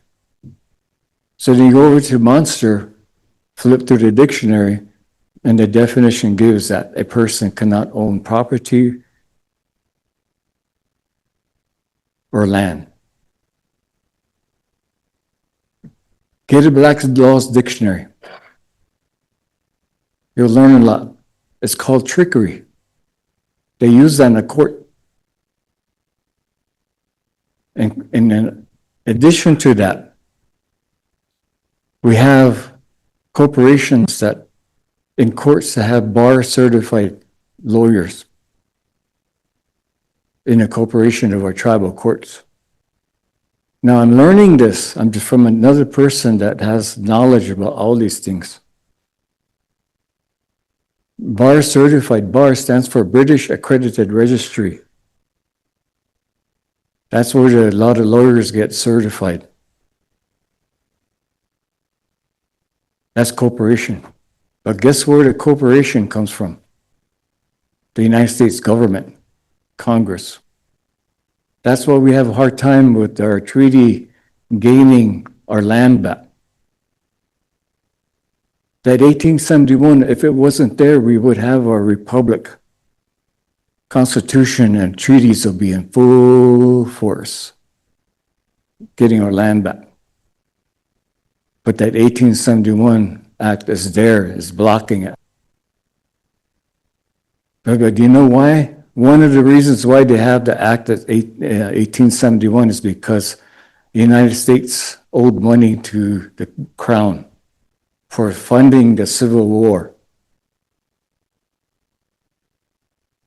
The funding of the Civil War. And so the Act of 1871 by the 41st Congress enacted that. Started this whole concept in 1918, I believe. I gotta check on that again. Within the bankrupt of 1933, when gold was taken away. In 1971, President Nixon opened up the gold. But between those times, you couldn't have gold. They were taken away. And if you own gold, you would be arrested. But going back to the corporation, the United States is a corporation. United States. That's what if you see an application that says, are you citizens of the United States? That's corporation. But the corporation goes from there, and we know that Washington, D.C., that many of us go to, is that a state? But remember the 1776 Declaration of Independence, the 1787 of our Constitution of the United States, that was stolen from the Iroquois Confederacy. The number one amendment is that freedom of speech. Amendment 2 is checks and balances. Those are Indian law. Those are ours. But if you look at when the 13 colonies were established, they got away from England. But this corporation, that's why we have these bar certified people, because they're supposed to listen to the Crown of England.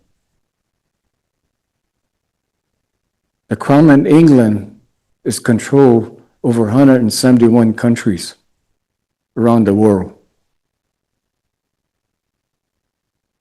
And then they're the enforcers of who? The Pope. He's the one that's in control of the planet.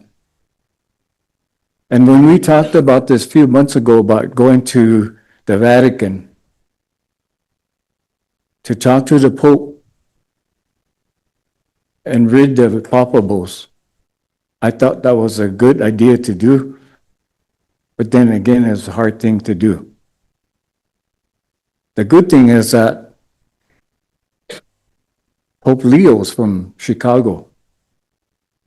He understands English, speaks English, but he knows other languages.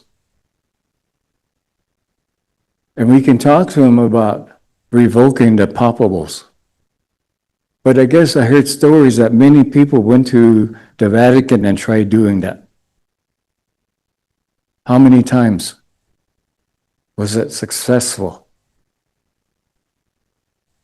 But if this 1871, if one time, say hypothetically disappears, that's the banking system that we're on today. That's why we're taxed. Everywhere you go, you pay tax on gas, pay taxes on groceries, everything. And guess where that goes? To the Federal Reserve. Where does that go from Federal Reserve? To England. And then from England, where does it go? To the Pope. He took all the gold that we have here, it's all over there. From the stories and information, facts that I heard.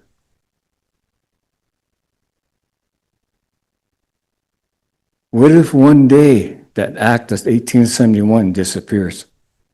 What if it disappears? What shall we do? What are we going to do? No longer Appropriation Act.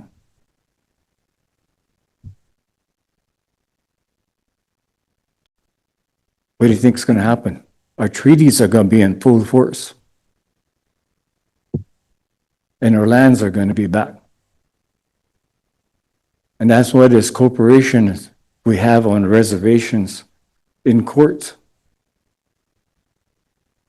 A few years ago, we talked about no DAPL, Oceti Sakowin land, that the treaty councils that were going to take the Borden County to court. Are we going to win? Probably not.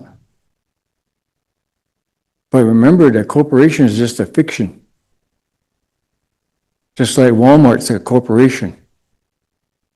Shields is a corporation.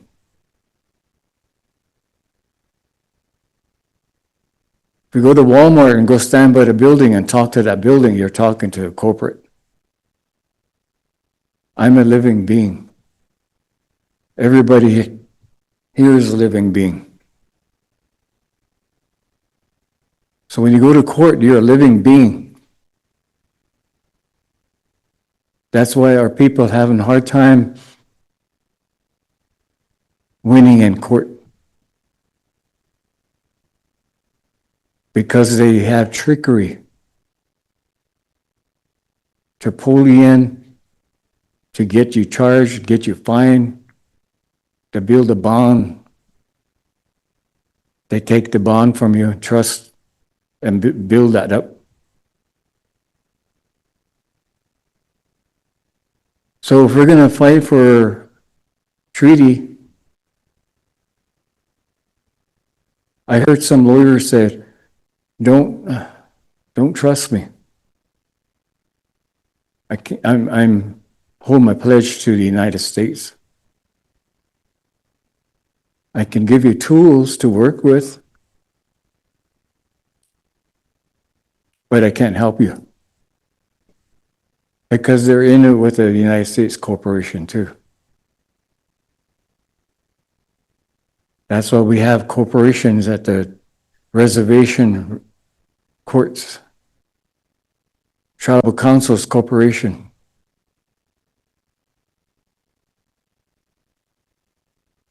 I did my research because I wanted to find out what this is all about. What is the politics all about? I already did the treaty study of 1851, 8 articles, 1868, 17 articles. Article 6 of 1851 says that we're supposed to have national business. The second part of this treaty having selecting principals and head chiefs of the respective nations shall hereby do national business. Who is national? National business. Who is the national business? Now I'm kind of throw some words in there because I try to remember word for word in each of these treaty articles.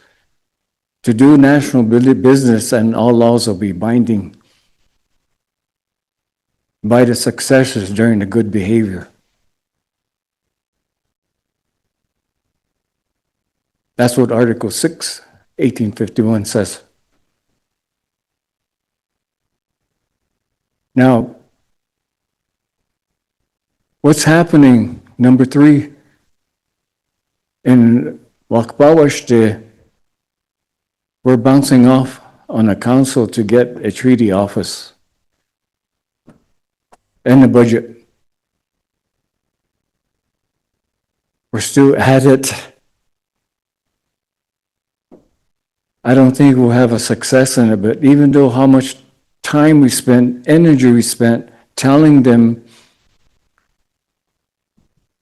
1887 when reparations were given out to the eastern tribes for land and trade with reparations finance.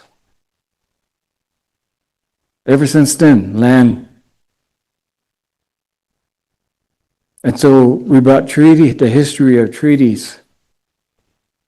Article 17, 1868, it says that the United States shall furnish and provide money,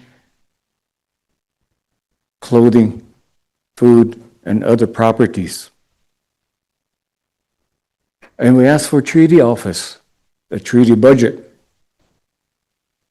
Still no success. We've been here at the treaty meeting for the last 4 years of trying to find success in our treaties, especially getting an office, especially about getting a budget. I don't think it will happen. And nobody's paying me. I never got one penny except for when I travel and I come to meetings like this.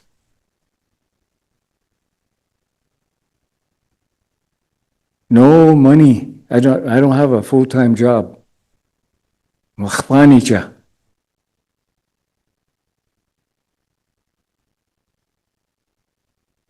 wish I had my sight so I can have a job that's like to do things. I lost my sight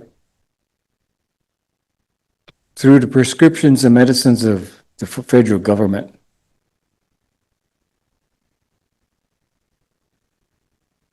I took a medicine called ranitidine for acid reflux. They didn't tell me that it causes renal failure. When you have renal failure, if they have dialysis, if you're lucky, you get a transplant. When you get transplant, you have to be very careful. You have low immune system. You can get sick really easy. And that's why when COVID came, I thought I wasn't going to make it. Wojciech, prayed. That helped out.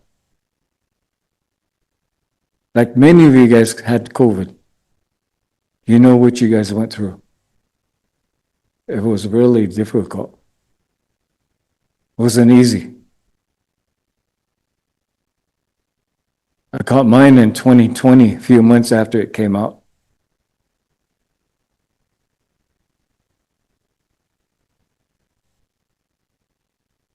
By prayers, I'm still here. But still, I love my language. I like working with treaties.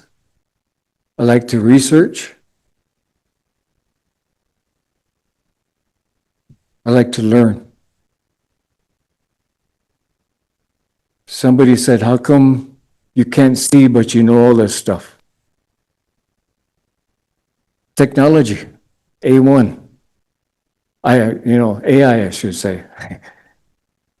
They help me out. They have apps in their phone, computers to help you read.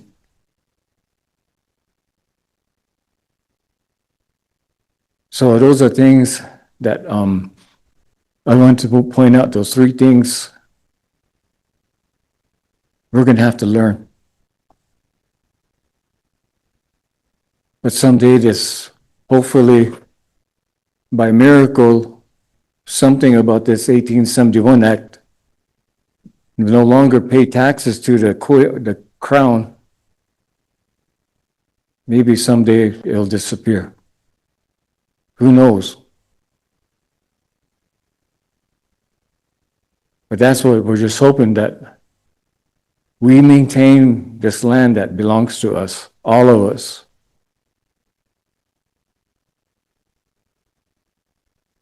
But I want to leave you with one thing. I always tell this to my friends. I said, hey, do you know I'm a veteran too? I said, hey, when did you go in? I said, I went 3 tours of duty. And then I walked into this emporium where they sell caps and just looking for it. It says, remember, it has Army, Marines, Navy, Air Force, those caps that I have. And I was standing there looking around and looking for a cap that says tour of duty. And that guy said, I don't think we carry those. And this lady and the man was a couple was standing there and said, how many tours of duty did you do? I said, 3 tours. That guy looked at me and was selling that cap and said, wow, thank you for your service. I said, it's not that way. What do you mean? I got divorced 3 times and got 3 Purple Hearts. Oh, I'll pass it on to Manny Hechetul. Oh, Hechitulo. Pilayap.